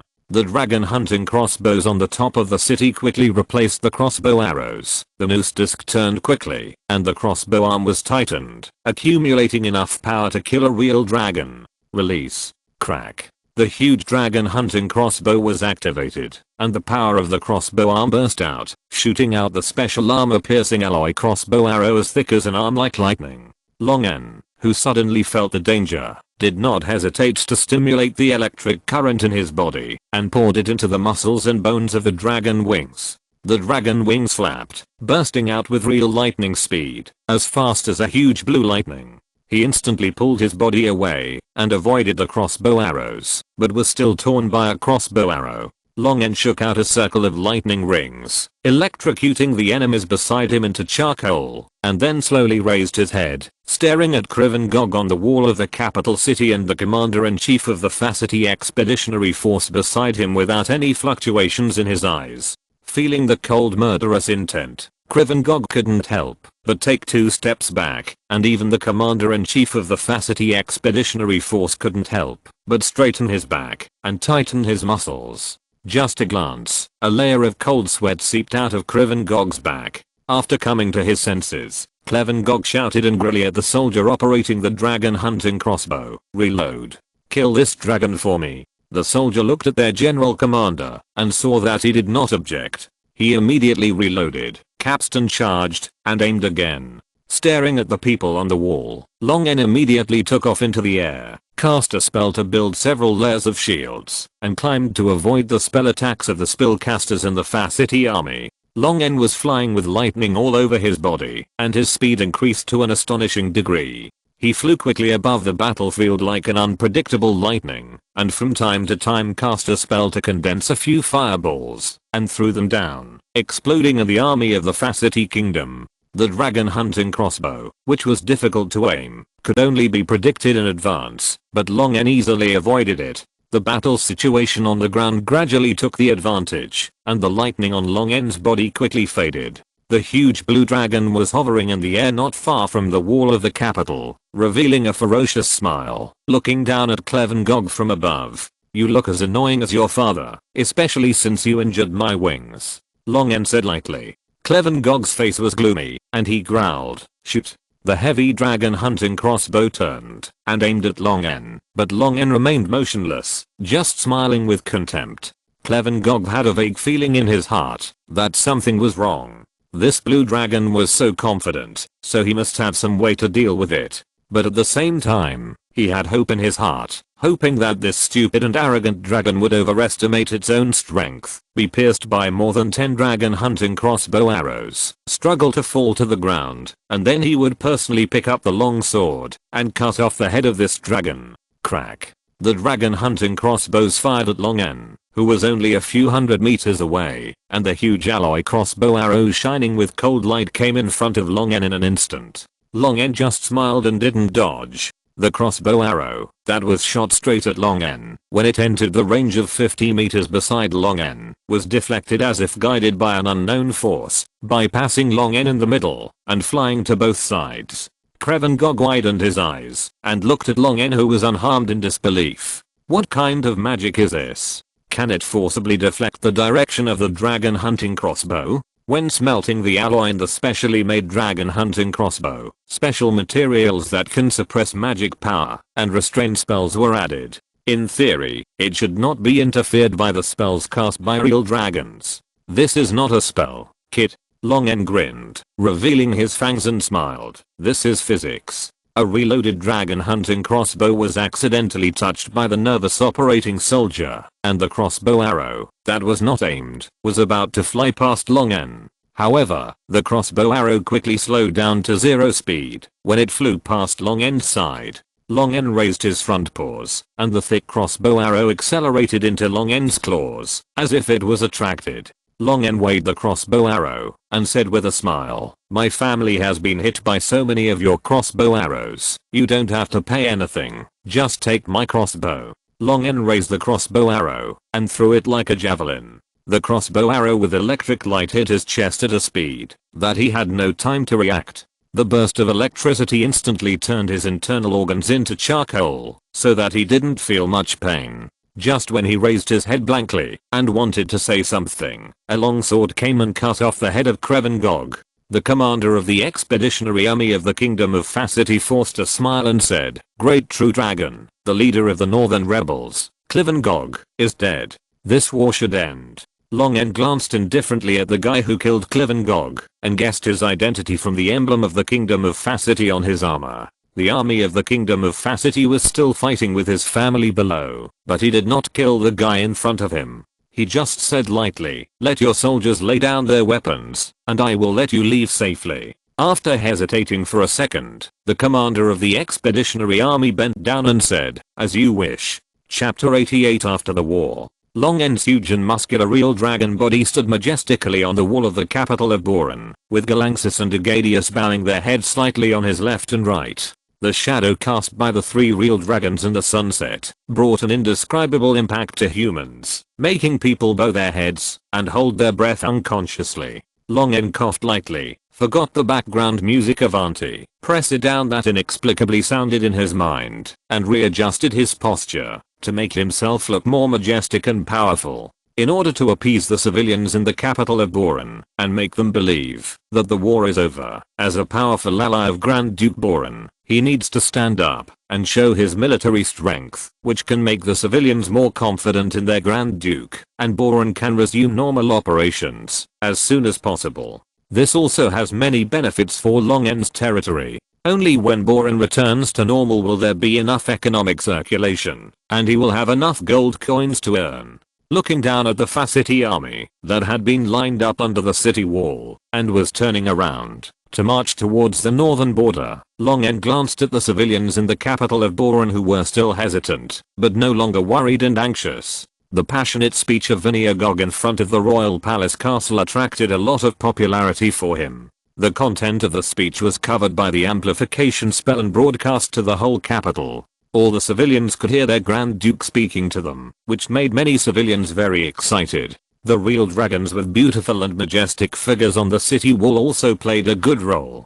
3 terrifying creatures that were mythical creatures for the civilians came to the capital, and they appeared as allies hired by their Grand Duke. This was enough to inspire people. Is it over? Longen looked down at Vineagog and Ryan who were wearing fur cloaks and climbing the city wall. Vinia nodded. After performing in front of the people and reorganizing the noble council and negotiating with the representatives of the kingdom of Facity and the principality of Leamington with a firm and strong attitude, he was finally able to relax. He looked particularly tired at the moment. On this city wall, besides Long and his true dragon servants, there are only the royal guards. Vinia did not pretend to be in poor condition and smiled helplessly. It's over. This is much harder than I thought, and being a Grand Duke is not easy. Vinia sighed, but at least it's easier than war. How are my family members doing? Long asked. Please rest assured, Vinia said with a smile, among the royal wizards, except for those who defected to Quevengog and left on their own, there is only one high-ranking wizard of the 8th ring, and he happens to be proficient in healing spells. The several family members of yours who fought bravely have all received good treatment. But according to that wizard, your Tauran family member named Sorta was seriously injured. If it weren't for the blood of the real dragon that strengthened its body and forced it to stay alive, it would have died when it was hit by the dragon hunting crossbow. Even the wizard couldn't completely heal such a horrible injury, and it will take a long time to recuperate. Hearing that Sorta and others were fine, Longen nodded and then asked, what was the result of the reconvening of the parliament and the negotiations? It was a mess. Vinia smiled bitterly. The war has just ended, and the nobles immediately began to compete for interests with each other. Fortunately, there is enough cake to feed every noble this time, and finally some useful things were discussed. Ryan frowned. They immediately forgot the days of fleeing and fighting, and greedily and shamelessly fought for every gold coin and every inch of territory in the parliament. There is no honor and noble character belonging to the nobility, only the self-righteous aristocratic style. Vinia shook his head. When he was in the Principality of Leamington, the nobles around his father were also like this, no different from the nobles like Boran. What honor and noble character do the nobles have now? Hypocritical etiquette and style are the only decency left for the nobles. Longen was speechless. He had expected this. Under the backward feudal territorial vassal system, the meaning of the nobles' existence was to hold each other back. This was a defect of the system that no country could avoid. As for the negotiations with the Kingdom of Facity and the Principality of Leamington, Vinia paused for a moment and continued. I recognize the contract signed by Ziwengeoj and Klewengeoj with the Kingdom of Facity, but made some adjustments to the ceded territory, and the area was reduced to half of the original. As for the Principality of Leamington, my father's conditions are very generous. He only needs to compensate for the military losses and exempt the merchants of the Principality of Leamington from commercial taxes for 10 years. He can also organize immigration and sell the surplus population to me. Although he said it easily, Vinia's expression was very depressed. The exemption of commercial taxes for 10 years would not have a big impact on the Principality of Balan under normal circumstances, but now the Principality of Balan, except for the southern province and the barren western province, the eastern province and the northern province have been directly beaten into a wasteland. Under such a state, if commercial taxes are exempted, the merchants of the Principality of Leamington will flock to it and quickly occupy or even monopolize all the markets of the Principality of Balan. The gold coins of Balan will flow to the Principality of Leamington, and the speed of national restoration and reconstruction will have to be slowed down. It would take at least 40 years to get rid of the commercial control of the Principality of Leamington, judging from the current situation of Boran. While Vinia was still thinking with mixed feelings about his father, the Grand Duke who showed no mercy to his own son, and could completely ignore family affection in the face of the interests of the principality, Long En was in a good mood. The more merchants from Leamington, the better. His territory is in need of a large amount of supplies. With these merchants, all kinds of supplies can be easily purchased. Moreover, without the commercial taxes levied by Boren, the supplies sold by these merchants will only be cheaper, which is good news for Long En. When his territory is completed, factories will replace small workshops, and a large number of cheap goods will be able to quickly take over the entire Boren market at a lower price. For the sake of profit, some merchants will even transport the goods produced in Long En's territory to Leamington for sale, helping Long En to directly open up cross-border sales. Then I wish you all the best, and hope that the entire principality can be revived as soon as possible. Long En said, my family will leave after they have finished their recuperation here. I will return to my territory first, and I will also need to take care of it personally. Although nearly 1/3 of the land in the northern province was ceded to the kingdom of Facity, and Long En took away half of the land in the western province, causing the area of the Principality of Boren to shrink a lot, Vinal still said respectfully, thank you for your wishes, great true dragon. Vinal took off his crown and saluted, I also wish your territory will prosper. Long En nodded, and took Galanxus and Agadius to fly towards his territory which had expanded dozens of times. Chapter 89 Territory Affairs. The month of recovery passed quickly as Long En took over the territory and the people, and the spring month came. The crops planted last year in Long En's territory had been harvested, but for the territory and people he now owned, this amount of food was just a drop in the bucket. After forcibly collecting the food from all the human nobles in the territory as a lord, Long En's food was barely enough to feed all the people.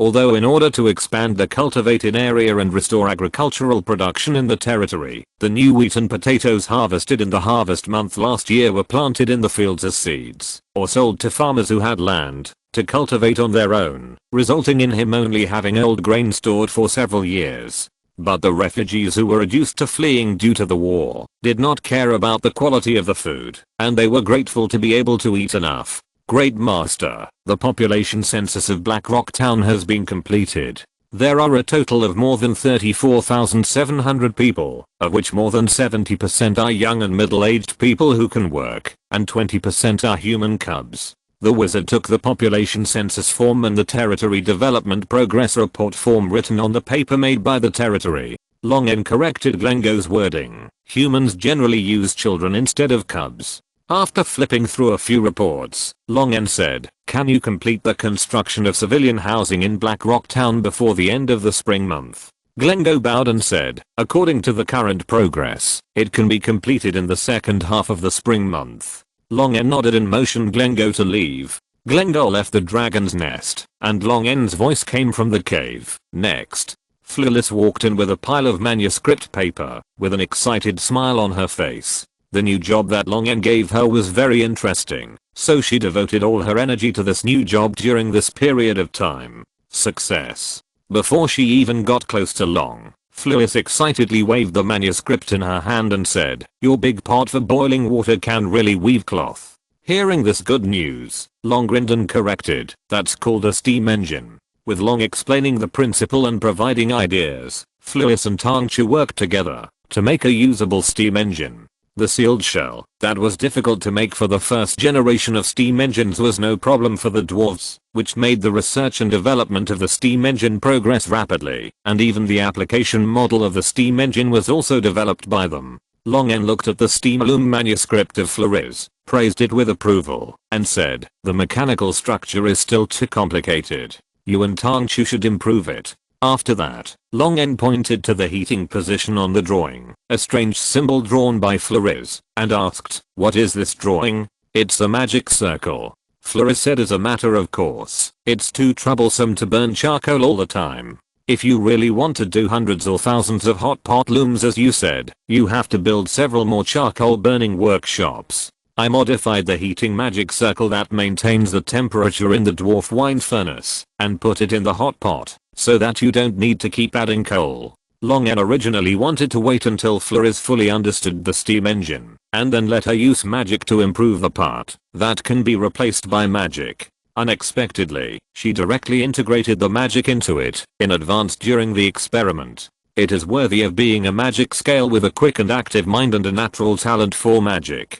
After complimenting him again and asking Floris to continue to improve the steam loom based on this idea and make more machines that Long mentioned, Floris couldn't wait to trot away from Long's dragon nest, which shows how much these novel machines attract this magic scale. Recalling Floris's love confession to him, Long was relieved. This magic scale's short-lived enthusiasm for him seemed to have finally shifted, and it devoted its whole mind to scientific research. After Floris left, a figure slowly walked up to Long. Long looked at the somewhat uneasy old hatter and smiled. "Don't be nervous. Keep your mentality of using your wig to joke." Hearing the huge and majestic blue real dragon in front of him teasing himself, old hatter also remembered the scene of taking off the wig in front of Long, Kirelia and Videlpin, and couldn't help but reveal an awkward smile, and the uneasiness in his heart was dissipated a lot. "Sir, this is the material purchase list prepared according to your instructions." Long read it carefully twice before saying, "Very good, Haddo. You know the civilians better and know what they need. There are many things in this list that I didn't expect. You did a good job." Old Haddo bowed respectfully and said, "It's just because I know my kind better and I'm just following your orders. The civilians in Blackrock Town should be grateful for your kindness. It's you who gave them jobs, food, and shelter, and saved everyone from hunger and cold." After sincerely praising Long, old Haddo saluted again. "Thank you for giving me this opportunity to manage Blackrock Town with Master Glengo." "Master Glengo? This guy's really pretending to be a decent person now." Long smiled and said, "After all, humans still make up the majority of the population in Blackrock Town. It would be more reasonable to have you participate in the management, and it would also be easier for the civilians to accept. The business with those merchants from the Principality of Leamington will be left to you. Just send someone to me to withdraw the funds you need." "Yes, sir." Old Haddo nodded and said, "In addition, there is one more thing I need to report to you." Long nodded to signal old Haddo to continue. "According to your order, we have delivered the notice of territory recovery to all human nobles who are still in your territory, but not many nobles are willing to give up their territory." Old Haddo said. "Not many?" Long smiled with his ferocious fangs showing. "I think there is none." Old Haddo nodded and said, "As you expected, there is not one. I have worked for human nobles for 30 years. From what I know about them, no noble would be willing to give up their territory. That is the proof of their noble status. According to the laws of their human kingdom, even their lords have no right to dispose of their territory at will, let alone someone like you." Long sneered, "Let alone a monster like me." Long did not feel offended at all. He had long expected that those human nobles would resist his orders, and he had already prepared to deal with it. Long said lightly, "Give them one last chance, and send a notice. Those who violate it will bear the consequences themselves." Long grinned, his ferocious fangs flashed with cold light, and he smiled. "Tell them that now they have to abide by my laws instead of the rules of humans." Book Friends Group 340,522,509. Chapter 90 Nobles. Outside the Earl's mansion in the Earl's territory of Johnson, in the western part of Boron. With an anxious look, Viscount Millers paced back and forth in front of the gate of Earl Johnson's mansion with the demeanor of a noble. Viscount Millers took out an exquisite gold pocket watch and glanced at the time. It had been nearly 20 minutes since the guards went to report, but the Earl's steward had not come to invite him in. As the sound of horse hooves approached, Viscount Millers raised his head and looked at the carriage heading towards the Earl's mansion. The luxurious carriage carried the emblem of Viscount Mell's family. Viscount Mell's territory was the largest viscounty in the entire western part, and Viscount Millers was not surprised at Viscount Mell's arrival. After all, judging from the area and prosperity of the territory, Viscount Mell, who owned large tracts of farmland and commercial towns that were in the western part, should be the most anxious among them. The carriage slowly stopped. The coachman got off the carriage and respectfully went to open the carriage door. Even though he was extremely anxious and terrified, Viscount Mell's steps were not hasty or impatient, showing his good aristocratic upbringing. "Viscount Millers?" Viscount Mell said with some surprise, and then he showed a look of understanding. After greeting each other, Viscount Mel dismissed his servants like Viscount Millers and stood outside the door of the Earl's mansion. "Are you here for that matter?" Viscount Miller sighed. "I don't think any noble can remain calm in this situation, including our Lord Earl." Viscount Millers and Viscount Miller are both attached to Earl Wilson. The ancestors of their families have served the Johnson family, and the territories they were granted also came from the Earldom of Johnson. Therefore, when faced with a difficult situation, the first thing that Earl Johnson's vassals thought of was to seek help from Earl Johnson. Viscount Mel also sighed and said with a frown, "Our new Grand Duke is really a bit too. Alas, how could he directly divide half of the Western Territory to a dragon? He didn't even ask the opinion of the noble council." Viscount Millers nodded silently. The Grand Duke really went too far to let the nobles accept the rule of a savage, evil and greedy real dragon. The two chatted for a while and waited for another 20 minutes, but still no one came to greet him.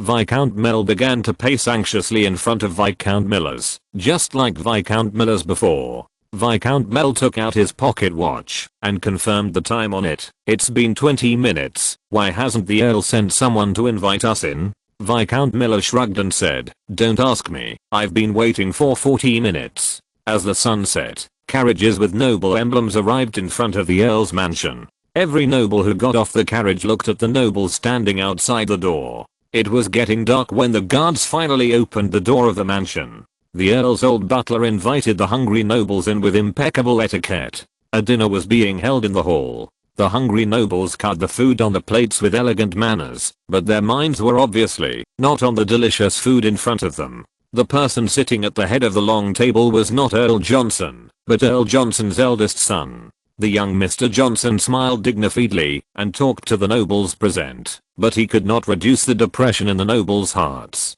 Viscount Millers winked at Viscount White, who had a good relationship with him and could be considered his uncle by blood. The two of them apologized to the young Johnson at the head of the table and left the table with red wine glasses and walked to the garden outside the banquet hall. "Uncle White, what does the Earl mean by this?" Millers asked in confusion.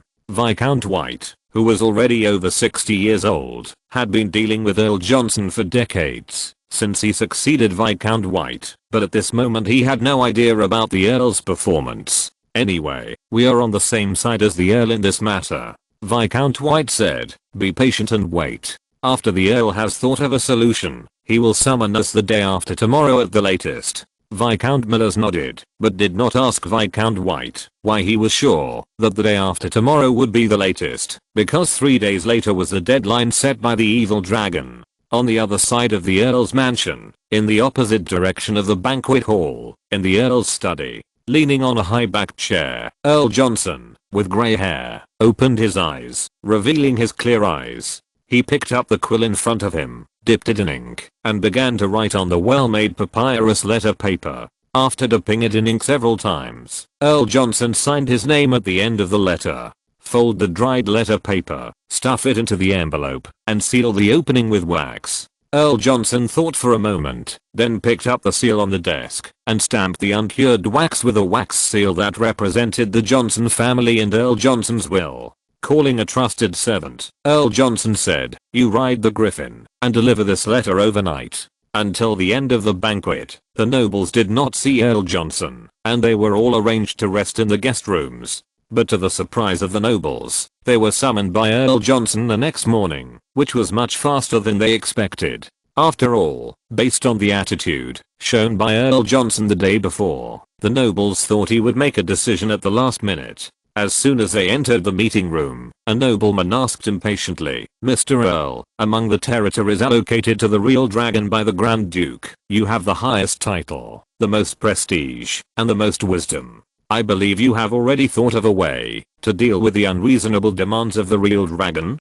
Earl Johnson, who was sitting in the first seat, just smiled, took a sip of black tea, and said, "You can talk about your ideas first." A group of viscounts and barons immediately complained, but in the end, they were nothing more than unwilling to compromise with the real dragon and hand over the territory, but there was no feasible solution. Viscount Mel, who had the largest and richest territory among the viscounts, stood up and said, according to the aristocratic law, His Majesty the Grand Duke's behavior of directly allocating the fiefdom to others without the consent of the noble parliament and the consent of the fiefdom nobles is not recognized. We can protest to the noble parliament on this basis. Many nobles' eyes lit up. Yes. His Majesty the Grand Duke violated the sacred noble code. Even if the protest did not get any results, it could delay time by protesting. For a moment, the meeting room was filled with the voices of the nobles asking Earl Johnson to jointly protest to the Council of Nobles. Earl Johnson was about to speak when a sudden knock on the door attracted the attention of all the nobles. A majestic voice sounded outside the door. Open the door. The community is delivering welfare. Chapter 91 Notice, not agreement. Open the door. The community is giving away benefits. What community? What benefits? A group of nobles had big question marks on their heads, and they looked at Earl Johnson, who was slowly standing up from the main seat with questioning eyes. Earl Johnson signaled everyone to stay calm, and said calmly to the outside of the door, please come in. Bang! The door of the conference room was kicked open by two ferocious gnolls. Dozens of gnolls wearing armor and carrying long swords with bloody murderous intent rushed in from outside and surrounded the panicked nobles. A dragon with a human body and blue scales all over his body and dragon horns like a black crown walked into the conference room surrounded by dog-headed people and gnolls. It seems that none of you know me. The blue dragon smiled, revealing a mouthful of fangs flashing with cold light. Then let me introduce myself. The Dragonborn pulled open a high-backed chair and sat down by himself. Some people call me the Lord of Storms, the Lord of Thunder. You can also call me Lord Longen Dorrigan and Gaston Morn. The nobles retreated in panic, huddled together, just wanting to keep as much distance as possible from Longen. They were still discussing how to deal with the unreasonable orders of this evil real dragon, but they were caught by the evil dragon. Some nobles secretly glanced at the window, thinking about the possibility of escaping through the window, but saw outside the window were tall minotaurs holding huge axes, staring at the nobles in the meeting room with greedy eyes. Swallowing their saliva, the nobles immediately gave up this unrealistic idea. Longen did not look at the nobles, but took out an exquisite letter from the storage ring on his finger in the form of the Dragonborn. Here, I would like to sincerely thank Mr. Earl Johnson. As the highest ranking noble in my territory, your cooperation has saved me a lot of trouble. Longen looked at the grey-haired human with interest, especially your letter of complaint, which saved me a lot of time without having to go to every noble's territory. As soon as Longen took out the envelope, a sharp-eyed noble recognized the gold and silver decorations on the envelope that belonged to the Johnson family. After Longen finished speaking, the nobles were even more shocked.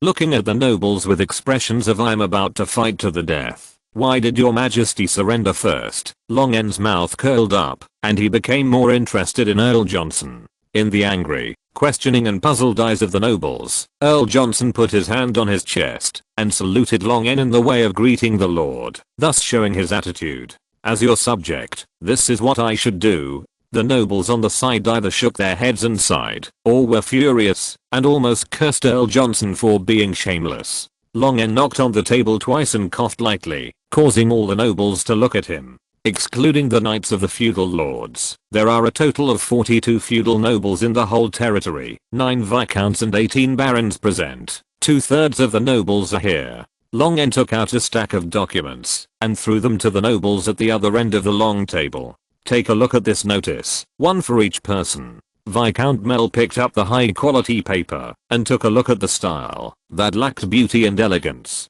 He thought to himself, monsters are monsters. The documents are written like this. After sending the documents to each noble, Viscount Mel realized that something was wrong. The handwriting of each document is exactly the same. Even the distance between each letter is exactly the same. It's as if it was engraved and then printed. After sending the documents, Viscount Mel immediately looked at the terms listed in the subsequent part of the document, and finally understood why the nobles who received the documents were silent. All noble territories, including, but not limited to, towns, mountains, farmlands, etc., are all owned by Lord Longen. All nobles no longer enjoy the power of legislation, the power of law enforcement, the right to be exempted from punishment, and any special treatment, and only retain the title and name of nobility. All nobles should abide by the laws established by Lord Longen, and those who violate the law will be treated equally with civilians. Every clause in the document deprives the nobles of their dignity and honor. Viscount Mel felt a little dry in the mouth, and was speechless when he looked at the document. A voice broke the silence of the nobles. "Lord, my lord, are these clauses a bit too harsh?" An old baron asked in a dry voice, full of resistance and helplessness. Longen grinned, showing his fangs, but there was no smile in his eyes, which made the baron who was staring at him feel cold. "Ladies and gentlemen, I think the title of this document has been written very clearly. This is a notice, not an agreement. I gave you a chance. The original terms were much more generous than this." Longen smiled. "It's a pity that you are shameless." Longen's original condition was to take back all the noble territories, but retain certain noble privileges. As a result, these nobles proved to Longen with practical actions that he was too kind. The nobles looked at the blank paper in their hands, and their hearts were left with bitterness. They began to regret not obeying Longen's orders at the beginning, and began to resent Earl Johnson. As a reward for reporting them, Earl Johnson's treatment must be much more generous than this. It's a pity that Earl Johnson decided to side with Longen, but didn't tell them in advance. Earl Johnson calmly placed the document in his hand on the table, and signed his name. The nobles around him saw that the document in Earl Johnson's hand was exactly the same as this. Earl Johnson put down his quill and smiled helplessly. "Sign, everyone. At least we can keep our family's property, castle, and manor, right?" With Earl Johnson taking the lead, the other nobles had to sign at the end of the document one after another under the threat of the monster, no matter how reluctant they were. Longen collected the documents and stacked them neatly, saying with a smile, "A very wise choice. I'm very happy to see that none of you have done anything irrational. Haha, I had prepared 10 coffins in advance, but unfortunately none of them were used. You can tell the nobles who have not arrived today about the content of today's meeting. I still have a few blank agreements that have not been signed. Friends who are passing by can help take them over. Someone will visit you later to calculate your property. I hope you can cooperate like today, otherwise I can't guarantee what will happen." Longen stood up, put the documents into the storage ring, clapped his hands, and said, "Welcome everyone to become my subjects. Don't be sad. Let's have a glass of champagne to celebrate." Glancing at the nobles present, Longen smiled and waved his hand and said, "Dismissed. If you're listening to this novel on a channel other than Fanfic World, it means they downloaded and uploaded it without effort. We cordially invite you to visit our channel, Mundo Fanfic Novelos. There you'll find the original version of this story and you can explore many other novels of various genres. We're waiting for you to immerse yourself in a world of incredible novels." Chapter 92 Foolish People, Smart People. Sir, all the noble lands in the territory have been registered and sorted into books, and the serfs who were still attached to the nobles after the war have also been changed to civilians. Old Haddo respectfully handed over the land recovery registration and serf change registration documents. Longen flipped through the documents casually and said, "Did you encounter any resistance in the land recovery process? How is the land allocation work for the changed serfs?" Old Haddo said, "In accordance with your order, except for the arable land reserved by the Lord's Hall you designated, the rest of the towns have begun to distribute land, but the Lord's Hall has too few staff, and has only completed the land allocation around Blackstone Town. After forcing the nobles to sign the informed consent form to give up the noble territory, Longen divided the territory into 4 urban areas according to the distribution of towns, and each area had more than a dozen towns under its jurisdiction. In order to establish the Lord's Hall, a town management agency, in each city, the originally small number of administrative personnel in Blackstone Town were assigned to each city to preside over the establishment of the city Lord's Hall. There are still too few civilians who can write and calculate under his command. In this world, where knowledge is monopolized by the upper class, civilians basically cannot access knowledge that can be described as expensive. After thinking for a while, Longen said, "Go find those nobles and hire their descendants. Families that have developed for hundreds of years have many collateral bloodlines that have no status, but can write and calculate. They will be happy to work in the Lord's Hall. As Longen said, the latest nobles in the West Territory have been multiplying on this land for 200 years, and some have been multiplying for 400 or 500 years. Human nobles with strong sowing ability usually have 4 or 5 descendants. Their descendants continue to multiply, and there are more and more collateral bloodlines that can be given noble surnames. These collateral bloodlines basically have no possibility of inheriting titles and territories, but they can be cultivated by the family and trained as spellcasters or knights. Those without extraordinary talents will also be taught the knowledge of reading, writing, and calculating, and then manage the industry for the family. After Longen took away the noble territories, many collateral bloodlines of the nobles also lost their jobs, which was just right for them to enter the Lord's Hall. Those noble collateral branches whose status was only slightly higher than that of commoners would naturally not refuse to work in the Lord's Hall to help the Lord manage the territory. Some nobles would even take the initiative to send their offspring to the Lord's Hall in the hope of intervening in the management of the territory. Old Haddo had managed the industries for the nobles for decades. He knew very well what would happen if those nobles were allowed to enter the Lord's Hall, but he did not disobey Longen's order. After a few seconds of silence, he said, "Yes, sir. I know what you are worried about." Longen smiled and said, "You think that, if the nobles are allowed to enter the Lord's Hall, they will take the opportunity to rely on the Lord's Hall to oppress the people, just like they used to do in their own territories. But don't forget that you are now working for me, for the real dragon. According to my laws, nobles who violate the law can be hanged directly. The more nobles are hanged, the more other nobles will naturally be honest." Longen smiled with fangs. "Besides, I'm also happy to see them use the Lord's Hall to seek power for themselves. When they violate the law, it will be much easier to kill them." Although the nobles' territories were taken away and their privileges were deprived, those guys with titles were always a group of natural feudal tumors. They might cause trouble one day. Longen could only feel at ease when he killed them completely. But Longen had already established a territory, and if he wanted the people in the territory to abide by the laws he made, Longen had to do things according to the rules. He hoped that the nobles would find a handle and give him the opportunity to kill. Old Haddo bowed his head deeply and nodded. "Regarding the recovery of noble land, there is something I think I should report to you,"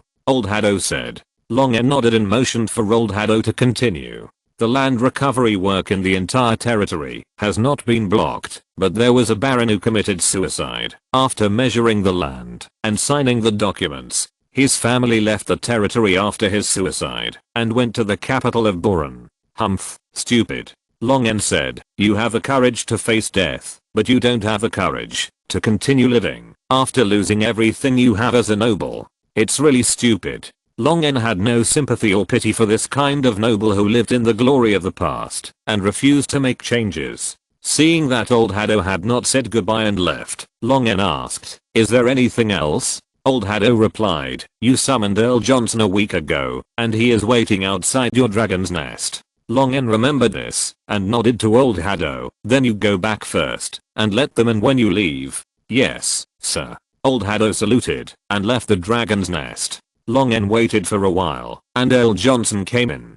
"Greetings, Lord." Earl Johnson saluted with his hand on his chest. Longen looked at the old noble who was still energetic, and smiled. "How is the work of managing the city Lord Hall? Although the work content is a little different, it should not be difficult for you."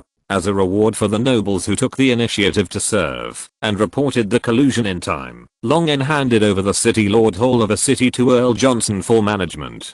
In the past few days, Earl Johnson was familiar with the affairs of the Lord Hall with the staff of the Lord Hall, and then immediately carried out the land distribution work ordered by Longen. It was not until today that he had time to ride a griffin to meet Longen. "It's a very good job, busy and fulfilling, which reminds me of the days when I was learning to manage the farm before I inherited the title," Johnson replied.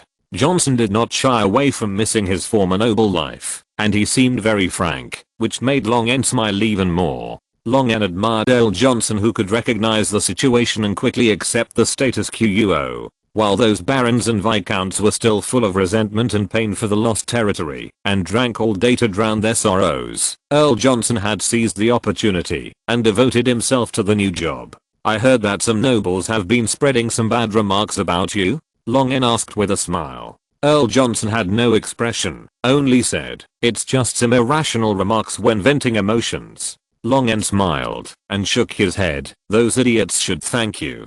If it weren't for you, they would have been buried in the ground as fertilizer now." Long N was originally going to kill all those nobles who resisted stubbornly, but Earl Johnson's letter of complaint prevented the nobles from joining together to resist Long N, and Long N lost the opportunity to clean up those nobles in one fell swoop.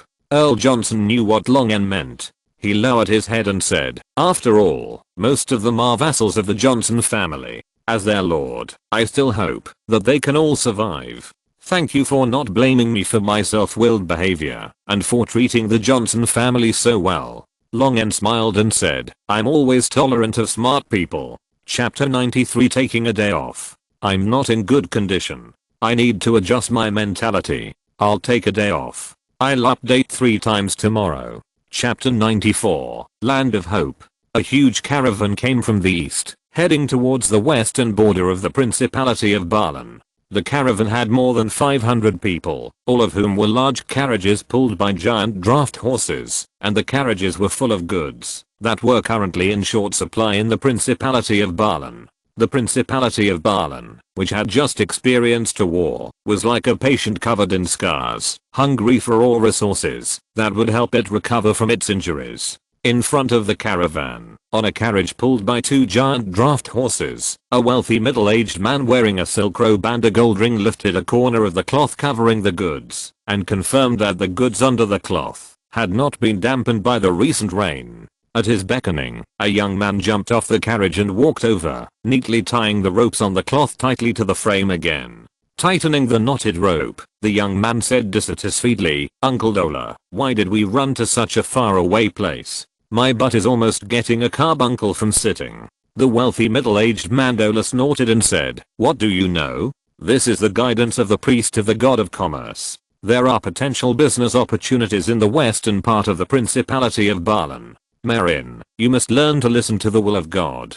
Calkellan, the god of commerce and wealth, is in charge of transactions and money. Merchants, thieves, adventurers, and all those who want to get rich may believe in this god. At least when they are eager to get a sum of money, they will chant his name more or less. And merchants, without a doubt, chant his name far more often than others, and some merchants are even his fanatics. His priests usually receive considerable donations and contributions from these merchant believers to build his statues and temples into magnificent buildings." "What priest? He's obviously a damn liar." Marin muttered quietly. "You listened to him before and used all the money you had to buy salt and cotton cloth, but they were piled up in the warehouse for half a year without being sold. Sometimes people pretend to be the priest of the god of commerce and wealth to deceive small businessmen, saying some weird and confusing outrageous business operations, and then defrauding business consulting fees." Marin was sure that the guy was a liar pretending to be the priest of the god of commerce. He even made Calkellan's holy emblem out of cheap pig iron and only coated it with a layer of inferior yellow dye, which could not be faked as gold at all. Speaking of this, Dola laughed triumphantly. "Isn't it sold now? And before the Boran War started, salt and cotton cloth were bought at the lowest price, but now they can be sold at a high price." Marin wanted to refute, but he couldn't find a reason to refute Dola, so he could only say sullenly, "Then you can sell it directly in Boran King's capital. Why do you have to run to the west?" "Humph, merchants from Leamington all run to Boran King's capital, and Boran King's capital consumes so many goods. In the end, they still rush to lower the price to sell them." Dola laughed and said, "The west is different. Now no one is willing to come to the farthest west. No one competes with us. Our goods can be sold at a higher price here." More than 10 days later, the caravan almost arrived at the westernmost part of the west. Along the way, Dola already knew that this place was allocated to a blue dragon by Grand Duke Boran. At first, he was terrified, afraid that the blue dragon would rob the caravan of its goods. But later he found that the Lord's Hall working for the blue dragon lord was very easy to talk to.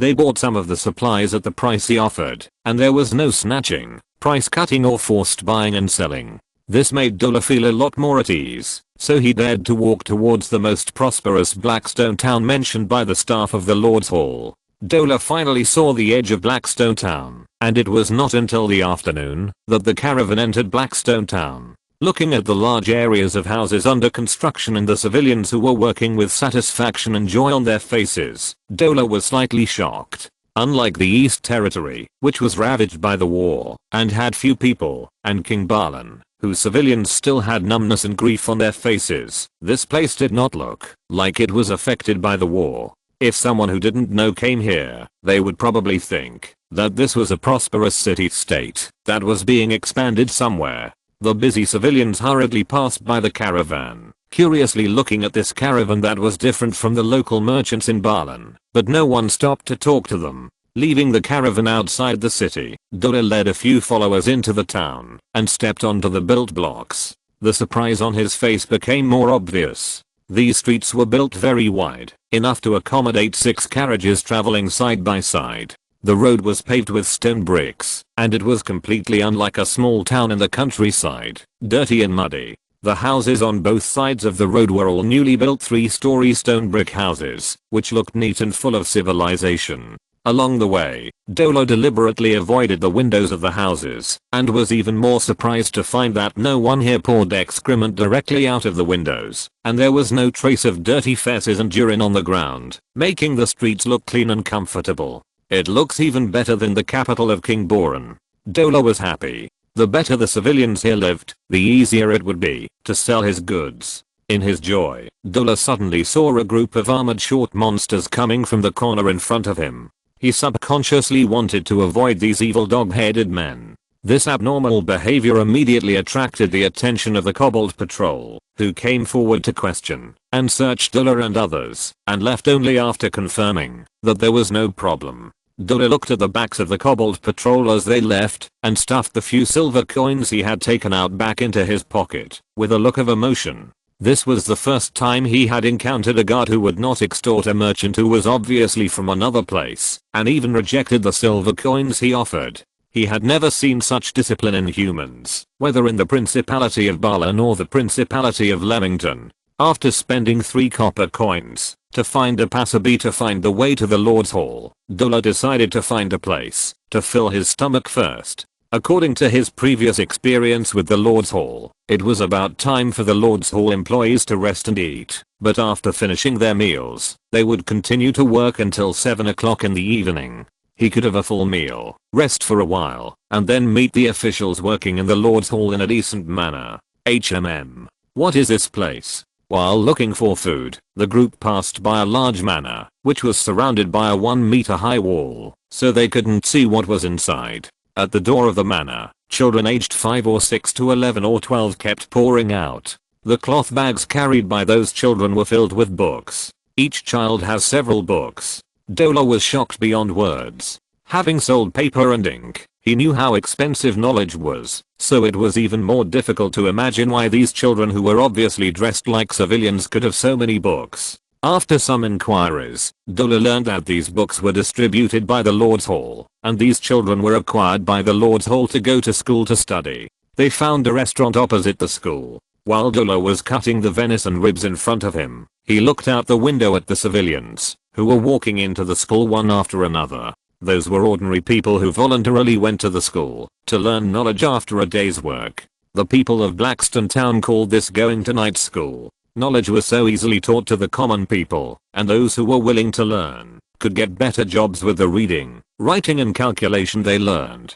Dola recalled that, when he was a child, his father spent 2 gold coins to allow him to learn calculation from the Baron's steward in the town, so that he could join the caravan as an apprentice to keep accounts. And then there was the merchant Dola. But his father died of mild cold infection, because he had spent all the family savings, and had no money to treat the disease. Putting the stewed and tender venison into his mouth, Dola's eyes were slightly red, and he chewed to cover up his choked voice, and said with emotion, "It is really a land full of hope."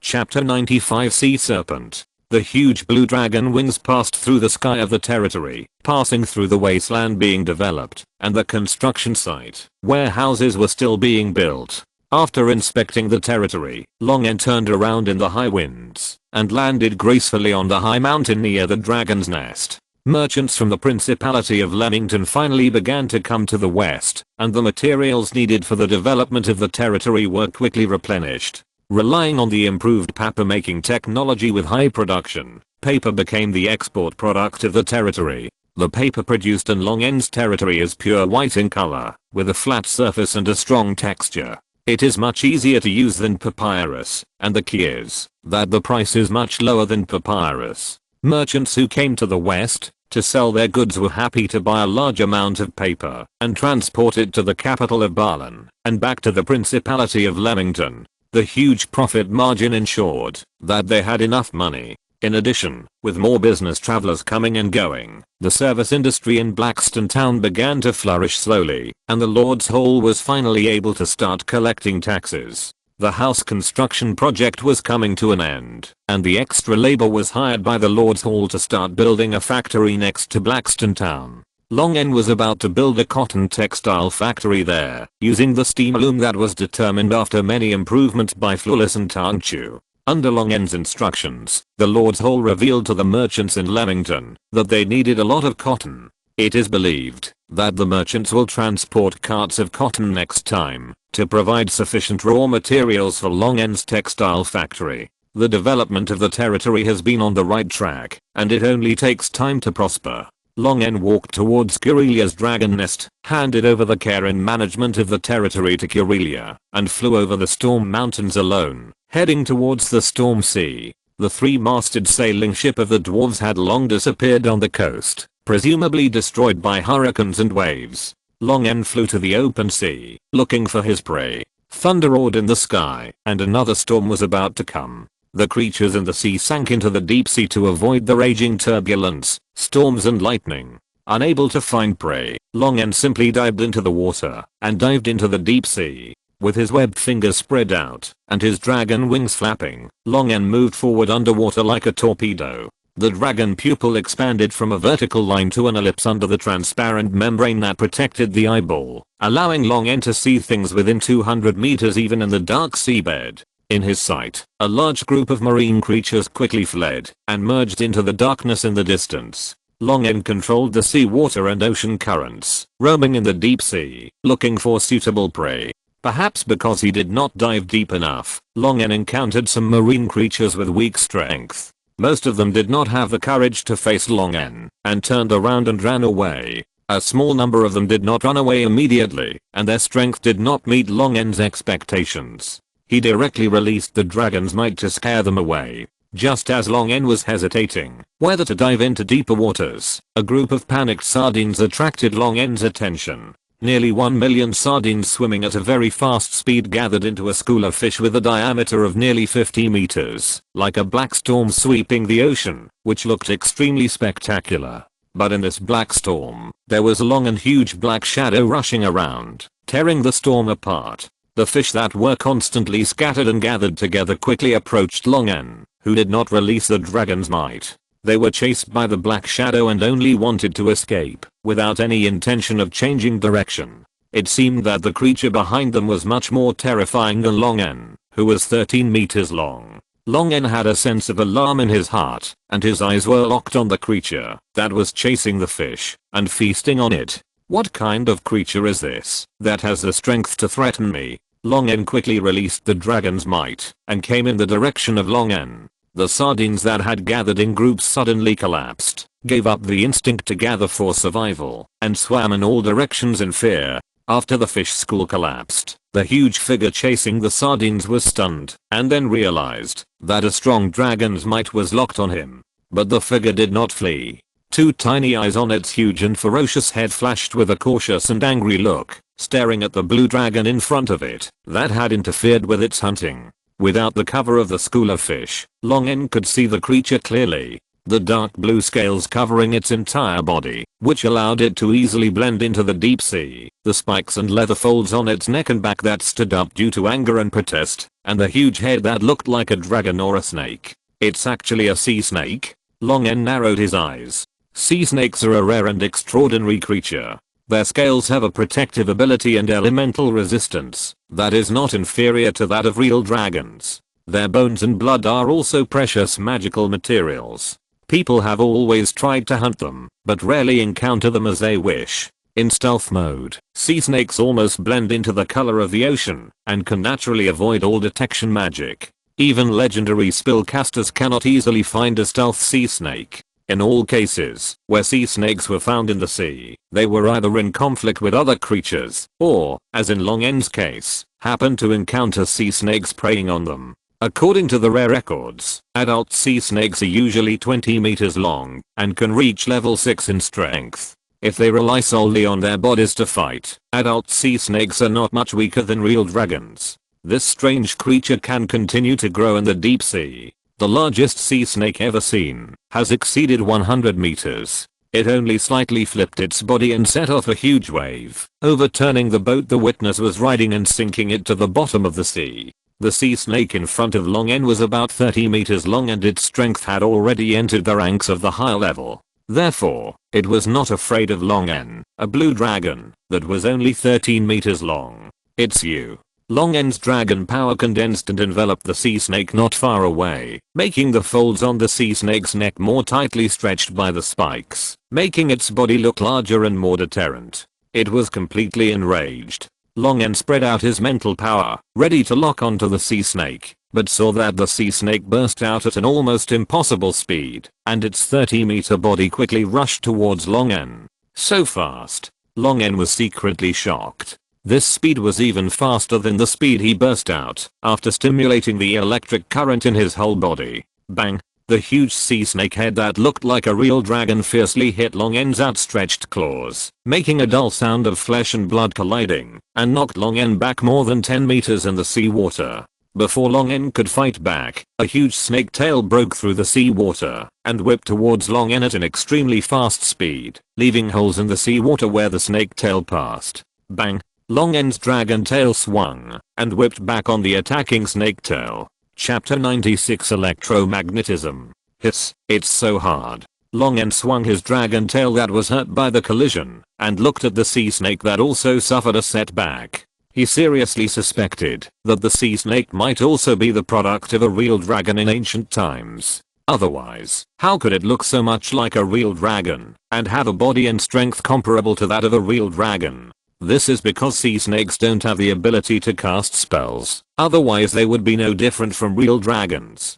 Just after he finished speaking in his mind, Long N saw a thick arc of electricity emerging from the sea snake's body, illuminating the dark deep sea. Isn't it said that sea snakes don't have the ability to cast spells? I haven't heard that sea snakes can also discharge electricity. Is this a sea snake or an electric eel? Long N looked at the sea snake and the electric light again, and confirmed again and again that it was not a fjord snake dragon with a broken leg. The sea snake accelerated in the electric light, swimming around Long N quickly, and occasionally dropping an arc of electricity to hit Long N. The power of these electric arcs is similar to the thunder that falls during thunderstorms in the storm sea. It is a deadly threat to other marine creatures, but it is not enough for the blue dragon. As if realizing that the electric arcs are useless, the sea snake suddenly released a large amount of electric light, covering Long N and the electric field it created. Long N quickly used magic to expand the surrounding water, and he was wrapped in a group of dry air bubbles.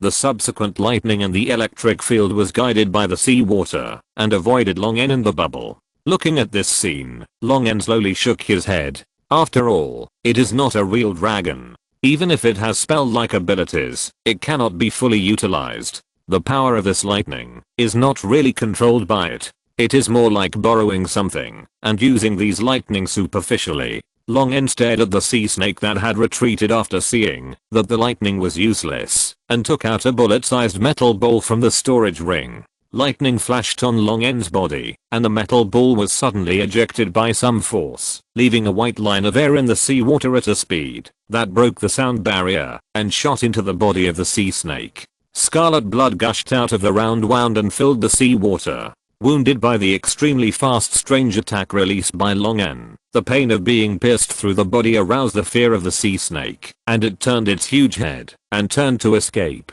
The electromagnetic accelerated projectile can actually penetrate this level of scale protection, and the speed is so fast. Long N, who released this attack, was a little scared. After trying to use the current he carried to create a magnetic field, Long N had been thinking about how to use this power, and the simplest and most brutal way he thought of was the electromagnetic cannon. The compressed huge current is converted into a powerful magnetic field, giving the metal ball huge kinetic energy, causing it to burst out at a terrifying speed. The huge kinetic energy brings huge lethality. Even Long N's level of real dragon scales cannot resist the attack of the electromagnetic cannon. Moreover, this attack can make the magnetic field stronger as the current he uses increases, and the kinetic energy of the shell is also greater. This pure kinetic energy killing poses a huge threat to some creatures with strong elemental resistance. If used well, it may produce unexpected results. Long N took out another metal ball the size of a lead ball, weighed it in his dragon claws, and it burst out several times more intense lightning than before.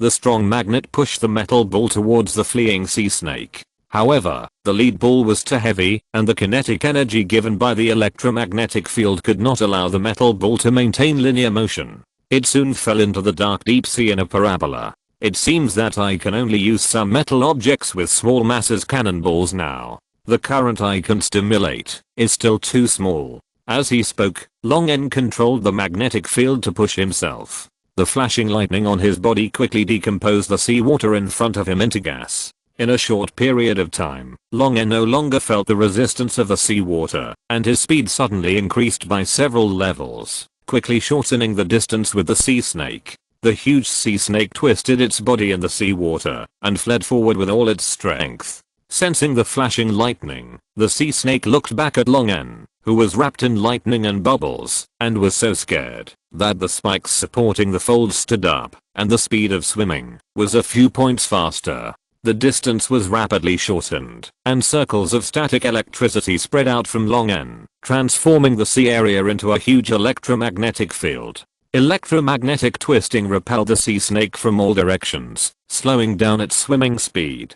After using all the magnetic methods he could use, Long N had a clearer understanding of the ways and functions of using magnetic force. In order to thank the sea snake for being his sparring partner, Long N decided to let it die a quick death. Long N, who was advancing rapidly, tore the sea snake's neck from behind with his huge dragon claws, grabbed the cervical vertebrae connecting the sea snake's head and body, and the thunder in his claws raged, instantly destroying the sea snake's brain and cervical vertebrae. The 30-meter long sea snake instantly straightened up in the electric current, and then immediately softened again. Adhering to the good habit of thrift and not wasting, Long N dragged the huge sea snake all the way back to the coast. The creatures near the coast smelled the blood and gathered around, but retreated under Long N's dragon power, and did not cause any trouble to Long N. Holding the sea snake by the neck, Long N dragged it to the coast. He shook his body to shake off the excess seawater, and then used electricity to decompose and vaporize the remaining seawater. Long N, who had returned to dryness, glanced at the sky in the distance, where a storm was brewing. Before the storm formed, Long N cut off the head of the sea snake, and the sea snake's skin with scales comparable to those of a real dragon was also stripped off by Long N and stuffed into the storage ring.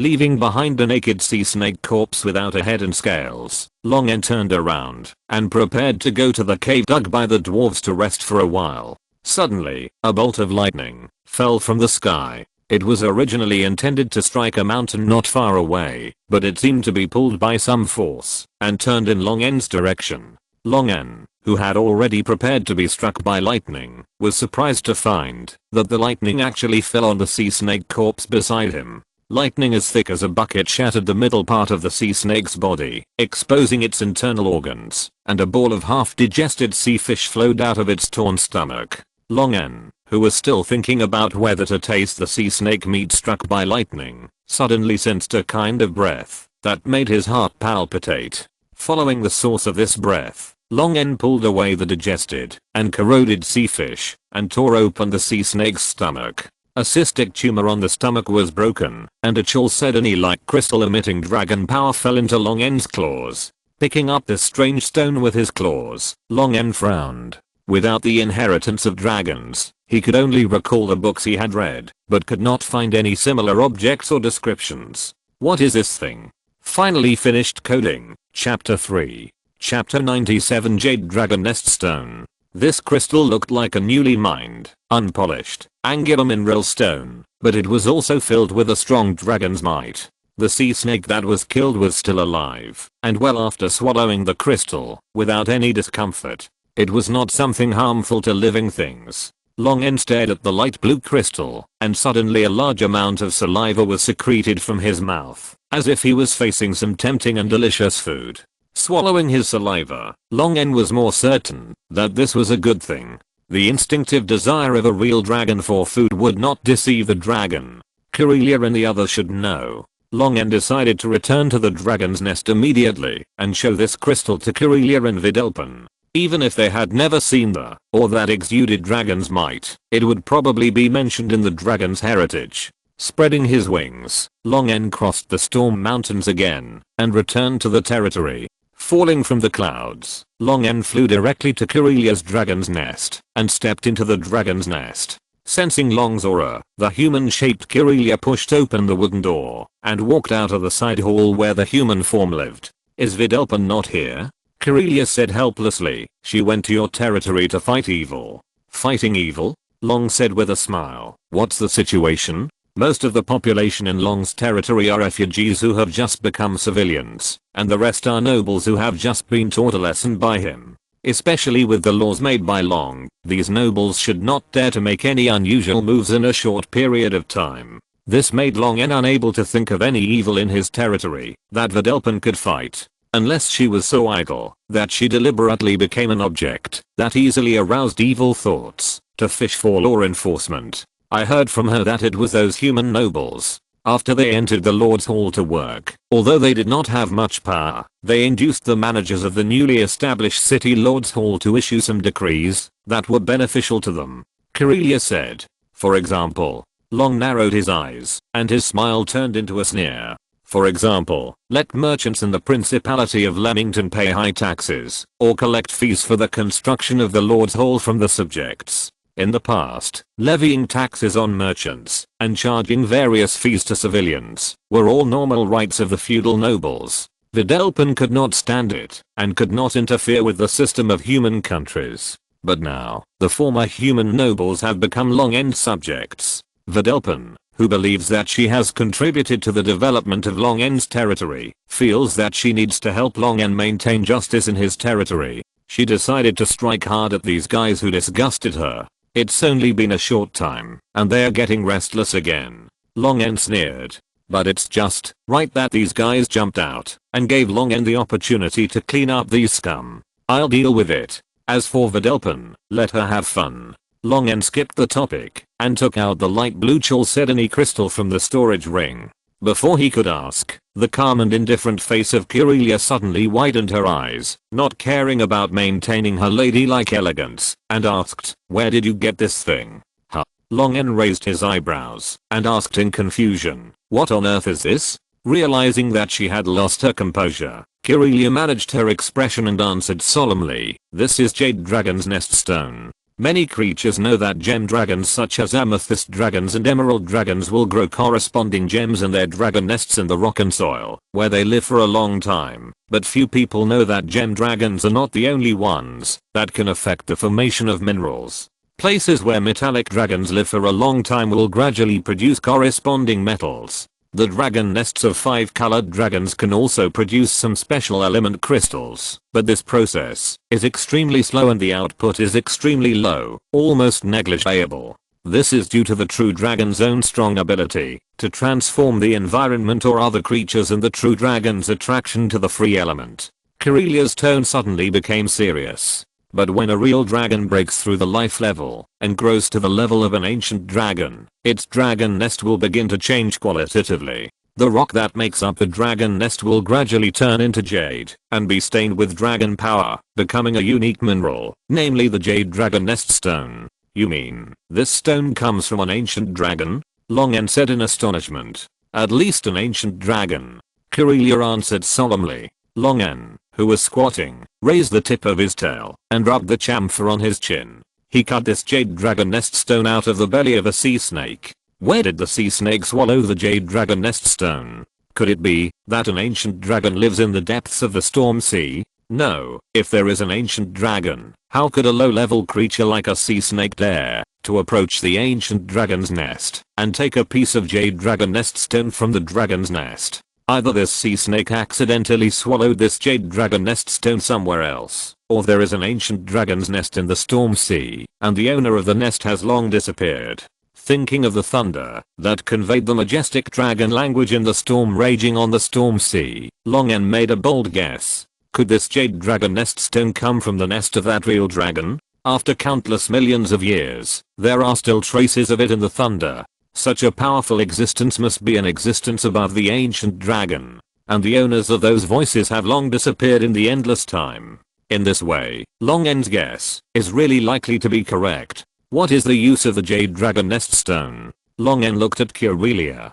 Kirelia said, if some wild beasts or magical beasts get the jade dragon nest stone, they will most likely mutate and gain some of the characteristics or abilities of a real dragon. The specific characteristics and abilities vary depending on the source of the jade dragon nest stone. Intelligent creatures can use it as a precious spellcasting material or ritual material to cast some powerful and special spells, or make it into a spellcasting weapon. If a real dragon gets it, it can be eaten directly. The ancient dragon aura contained in it is very beneficial to the growth of the real dragon. It just so happens that this jade dragon nest stone carries the aura of lightning. It should come from an ancient blue dragon, which is very suitable for you. It's really a good thing that can be eaten directly. Longen thought to himself, it's a pity that there is only such a small piece. If this is really the jade dragon nest stone transformed from the dragon nest of that powerful being, then there must be more jade dragon nest stones in its former residence. Longen's eyes were as green as a hungry wolf. We have to find a way to explore the bottom of the storm sea. If we really find the ancient dragon's nest, we will make a fortune. Chapter 98 Fishing Enforcement. Finding the ancient dragon's nest that may exist under the storm sea is a long way off. Whether it is the powerful monsters in the deep sea or the vast sea, they are all difficult problems that Longen cannot solve at present. As for the small piece of jade dragon nest stone in his hand, Longen felt that it could not fill his teeth after eating it, so he simply stuffed it directly under a piece of scales and carried it with him so that he could absorb a little bit of the ancient dragon's breath. Putting the matter of the jade dragon nest stone aside for a while, Longen asked, where did Vidalpin go? Kirelia reported the name of the place. It was the urban area centered on Blackstone Town, and one of the two urban areas outside the urban area managed by Earl Johnson. The road from the capital of Boren to Blackstone Town passed through this urban area. Longen remembered that the land that constituted this urban area came from 5 viscounts and 6 barons, but he didn't know which nobles were responsible for this incident. It would be better if there were a little more nobles involved, so that Longen could clean it up at once. Meld City, a commercial city originally belonging to the Meld Viscounts family. Before the Boran War began, caravans from the Boran capital would stop here to rest and complete various transactions. This is a famous commercial city in the west. But now, except for the Mel family castle in the north of the city and the Mel family manor outside the city, all of them belong to their lord Longen. The facilities once built by Viscount Mel to manage merchants and collect commercial taxes were also confiscated by the Lord's Hall and turned into office space for the Lord's Hall. An old merchant who seemed to be trembling while walked alone to the door of the Lord's Hall. Although he looked old, the old man had a pair of clear and bright eyes. Greedy and evil guys, despicable and shameful creatures, I will record all your evidence of guilt, and then use clear legal provisions to make you confess your crimes. The lone old merchant was transformed by Vidalpin. It was the specialty of the Golden Dragon to disguise himself as a weak and vulnerable person, to lure the evildoers into being deceived. Vidalpin walked into the Lord's Hall and lied that he was the leader of a small caravan and came to pay commercial taxes. Although the staff of the Lord's Hall were curious about why the leader of the caravan came alone, it made their actions more convenient. According to the decree of the Lord's Hall, all goods are now subject to a levy of 10% to 20% of the principal according to their categories. What goods are your caravan transporting? The staff shook the document in his hand and quickly pressed it down, obviously not wanting to give the small businessman in front of him a chance to see the text on the document clearly. But what he didn't know was that Videlpin's eyes easily caught the title and the first few lines of text on the document. Report on the promotion of civilian excrement collection and composting. He issued a decree privately, but couldn't even produce a relevant official document. Was he afraid of leaving evidence? Videlpin curled his lips secretly and answered cautiously, "My lord, I'm transporting cotton." Master is usually the name of the common people to the nobles, which made the Lord's Hall staff who were born as noble servants very proud after hearing it. Cotton is a special commodity, and the tax is 13%. The staff casually wrote a note with the amount, handed it to Videlpin, and said, "Go over there to pay the fee." According to Videlpin's investigation, these guys usually charge 15% tax on cotton. I don't know if the staff is in a good mood or for other reasons, but Videlpin reduced the price. Although the city hall said it would buy cotton at a high price under Long's instruction, the profit that can be earned by transporting cotton from the Principality of Leamington to the Boran West is only about 30%. These guys took away half of the profits of those merchants with a few nonsense. Videlpin pretended to be embarrassed and said, "My lord, the price of cotton in Leamington has also increased, and our profit is even less. Isn't the price of this tax too high?" The staff was about to speak, and a proud voice sounded in the corridor with footsteps on the side. "This is a notice, not an agreement. Viscount Mivet." The staff sitting on the chair immediately stood up and greeted the visitor in a flattering manner.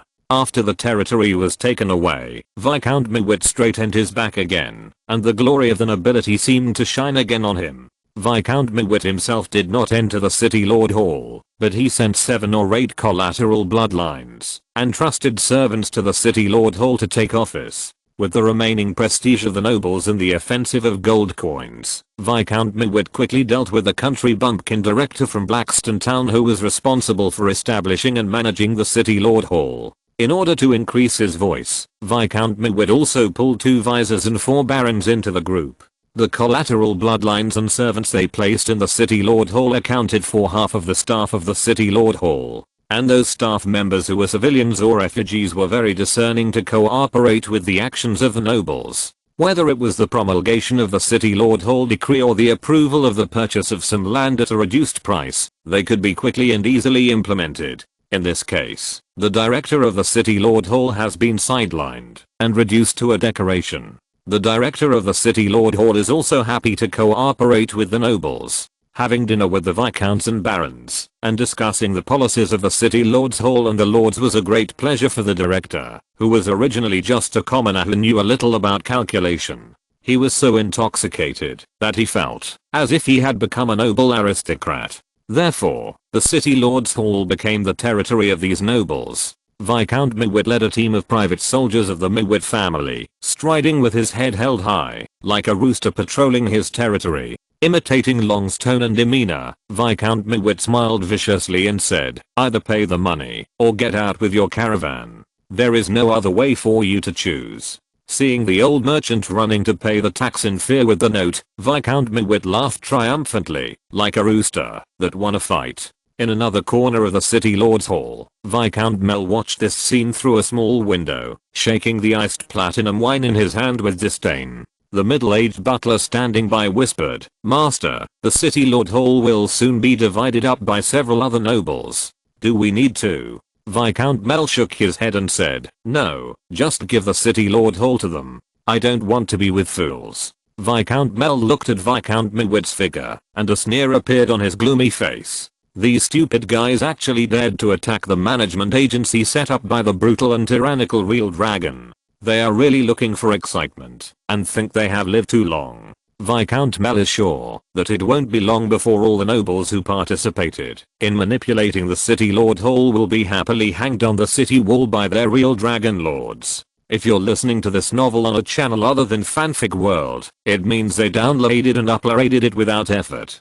we cordially invite you to visit our channel, Mundo Fanfic Novelos. There you'll find the original version of this story and you can explore many other novels of various genres. We're waiting for you to immerse yourself in a world of incredible novels. Chapter 99 Judgment. Viscount Mel drank the amber wine in the glass, handed the goblet to the butler's outstretched hand, stood up silently and depressed, and prepared to return to his castle. This was once the commercial tax office established by his grandfather, managing the prosperous business affairs of the entire Meld city. But now this building no longer belongs to the Mel family, and even he, the current Viscount Mel, can only sit melancholy in the waiting room, set up by the city lord's hall for civilians, recalling the glory of the family over and over again. The director of the city lord's hall once flattered him to arrange a comfortable study room for Viscount Mel to quietly recall the past, but Viscount Mel refused. Therefore, the director of the lord's hall, who deliberately tried to please Viscount Mel, could only order people to prohibit other civilians who needed to wait from entering the waiting room. Viscount Mel watched coldly and did not make any statement. He didn't want to get involved with these stupid guys and leave a handle, but this behavior did maintain his remaining dignity as a noble. After all, sitting in this waiting room, where civilians and merchants can come and go, facing the strange eyes of those civilians and merchants, Viscount Mel always has the illusion that he has become an old exhibit. Just as Viscount Mel walked towards the door of the waiting room, there were bursts of exclamations outside the Lord's Hall. The shouts attracted the attention of everyone in the Lord's Hall. Viscount Mewit looked out and saw that those lowly civilians looked up at the sky in fear. Viscount Mewit, who vaguely felt something was wrong, ordered a private soldier, "Go outside and see what's going on." Without waiting for the soldier to respond, a dragon's might suddenly swept over, making the people in the Lord's Hall feel suffocated, and even their breathing subconsciously paused for a few seconds. Boom boom, the neat footsteps and the sound of armor colliding came from far away, which made Viscount Mewit feel a little disappointed. Everyone in the Lord's Hall, stand outside the door immediately for inspection. Those who violate the law will be considered to have violated the Lord's law, and will bear the consequences themselves. A jackal shouted coldly in the open space outside the Lord's Hall. Before Viscount Mewit could react, the old merchant who had previously bowed his head in fear to pay the fee in front of him immediately ran out of the door, and transformed into a blonde female swordsman while running. Coming to his senses, Viscount Mewit and the others in the Lord's Hall quickly walked out of the Lord's Hall. No one wanted to experience the consequences mentioned by the jackal. After leaving the Lord's Hall, Viscount Mewit saw the blonde female swordsman transformed by the old merchant saying something next to a huge blue real dragon. Viscount Mewit's heart was beating wildly, making his breathing a little rapid. Compared to the dragonborn long seen in Earl Johnson's mansion, long in the form of a real dragon was obviously more frightening. The towering black crown-shaped dragon horns, the majestic and ferocious dragon head, the broad and huge dragon wings, and the body that was more than 4 meters tall even when squatting on the ground made people look up.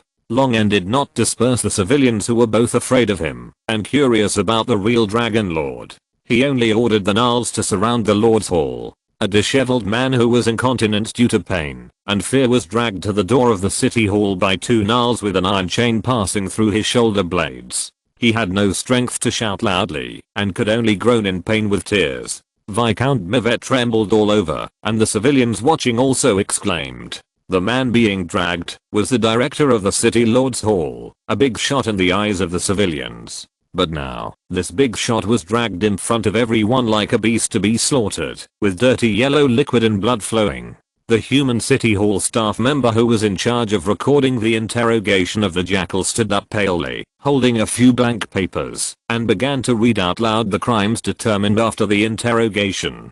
Bird Nether, the head of the city lord's hall, accepted bribes, colluded with the old nobles, misappropriated the lord's hall's territory reconstruction funds, privately collected commercial taxes and resident taxes, seriously hindered the construction of the territory and economic recovery, and illegally sold the Lord's Hall's land for profit. Dozens of crimes, big and small, were listed, and the staff member who read out the last one said loudly, in summary, Bird Nether is sentenced to death by hanging. There was silence all around. The civilians and merchants who were watching did not expect that such a big man who was in charge of several viscounts and barons would be ordered to be executed. They had seen many big men who violated the laws set by the lords or the kingdom, but when did those big men break the law and be hanged? Many civilians finally realized that the big men should be punished for breaking the law.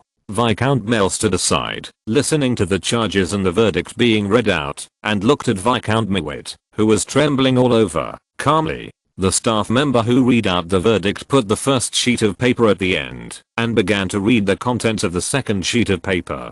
The old noble Viscount Harvey Mewit bribed the officials of the City Lord's Hall, manipulated the appointment of the Lord's Hall personnel, colluded with the head of the City Lord's Hall to privately collect commercial taxes and resident taxes, and privately formed a private army. In summary, Harvey Mewit is sentenced to death by hanging. The final verdict caused the common people and businessmen to whisper. They didn't react much to the fact that the head of the Lord's Hall was sentenced to death by hanging, because although he was a big shot, he was still just a commoner. But Viscount Mewit was sentenced to death by hanging, which was different. He was a viscount. It was unheard of for a noble to be hanged without treason or evil spirits. Especially those businessmen and common people who were levied extra taxes, stared at Viscount Mewit's pale face, relieved, and excitedly cursed in a low voice. Viscount Mewit's hands and feet were cold, shaking like sieves. He wanted to resist, but he was trembling so hard that he couldn't make a sound under the cold and bloodthirsty gaze of the jackals.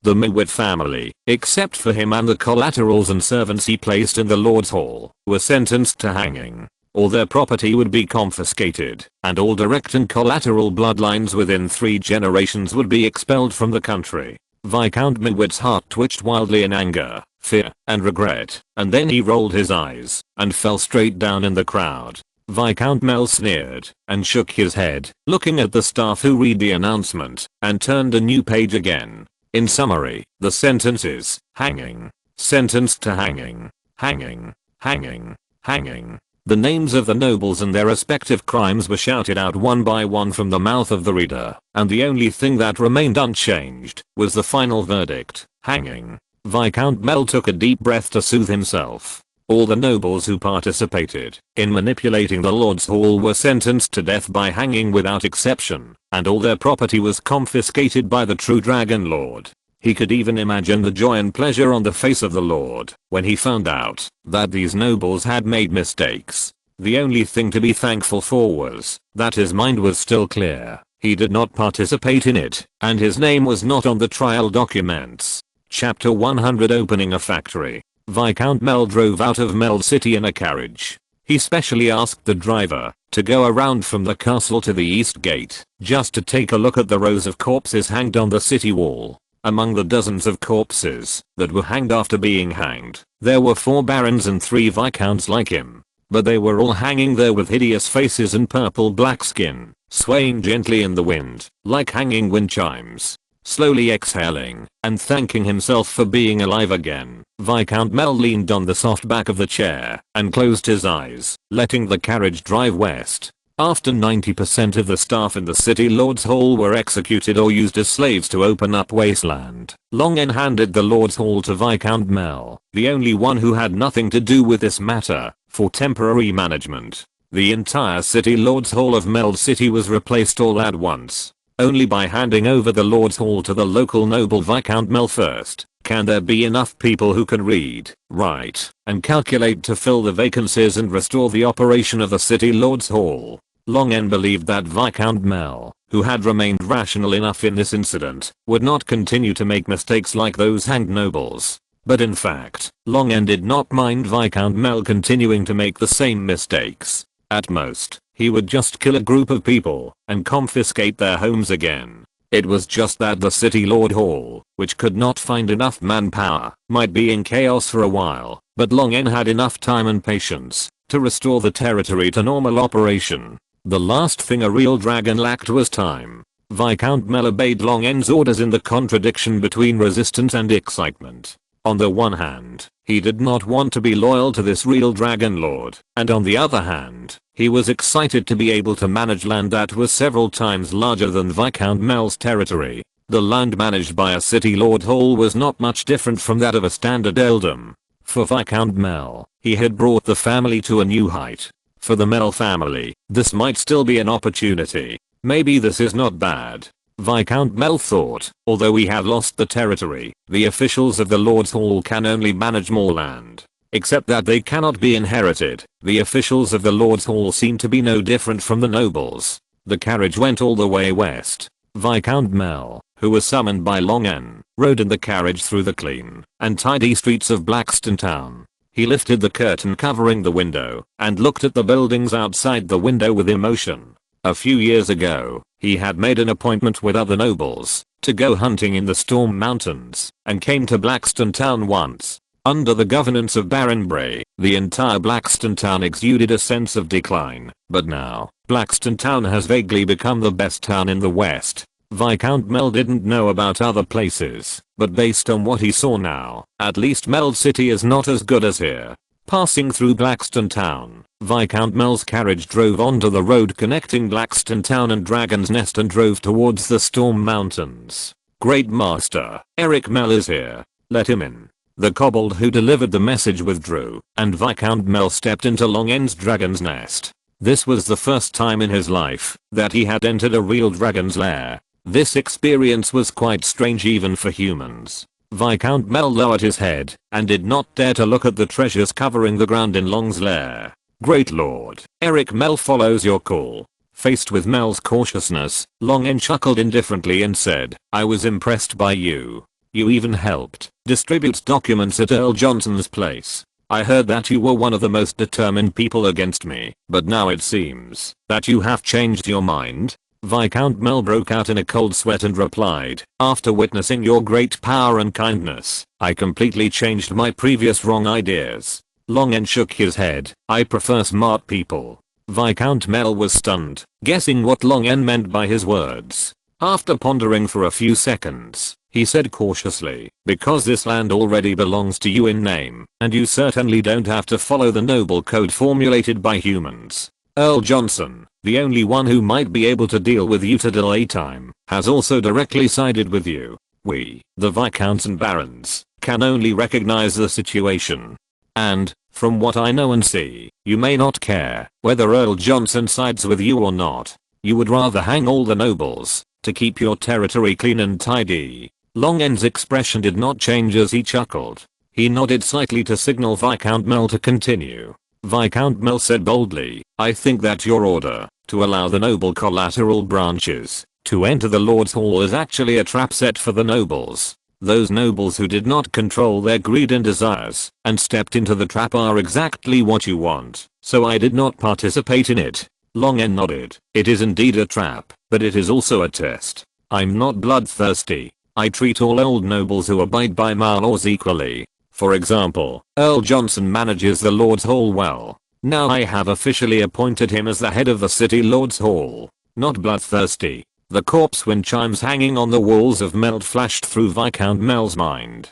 Thank you for your trust. Viscount Mel bowed quickly. I will manage the City Lord's Hall for you, and there will never be a situation where your property will suffer losses again. He wants to seize this opportunity to truly become the head of the City Lord's Hall, managing a piece of land equivalent to the Earl's territory. Long N nodded and said, that would be the best, but I called you here for something else. I need someone who is proficient in business. Earl Johnson recommended you to me. Meld City is a commercial city. In addition to collecting commercial taxes, the Mel family also runs various shops and has established several caravans. As the heir of the Mel family, Viscount Mel has been educated in business operations since he was a child. It is no problem to say that he is a business talent. What can I do for you? Long N smiled and said, you should know about the paper mill in Blackstone Town. Mel has heard of a building called the paper mill outside Blackstone Town. It is said that a large amount of cheap paper used for foreign trade in the territory is produced there.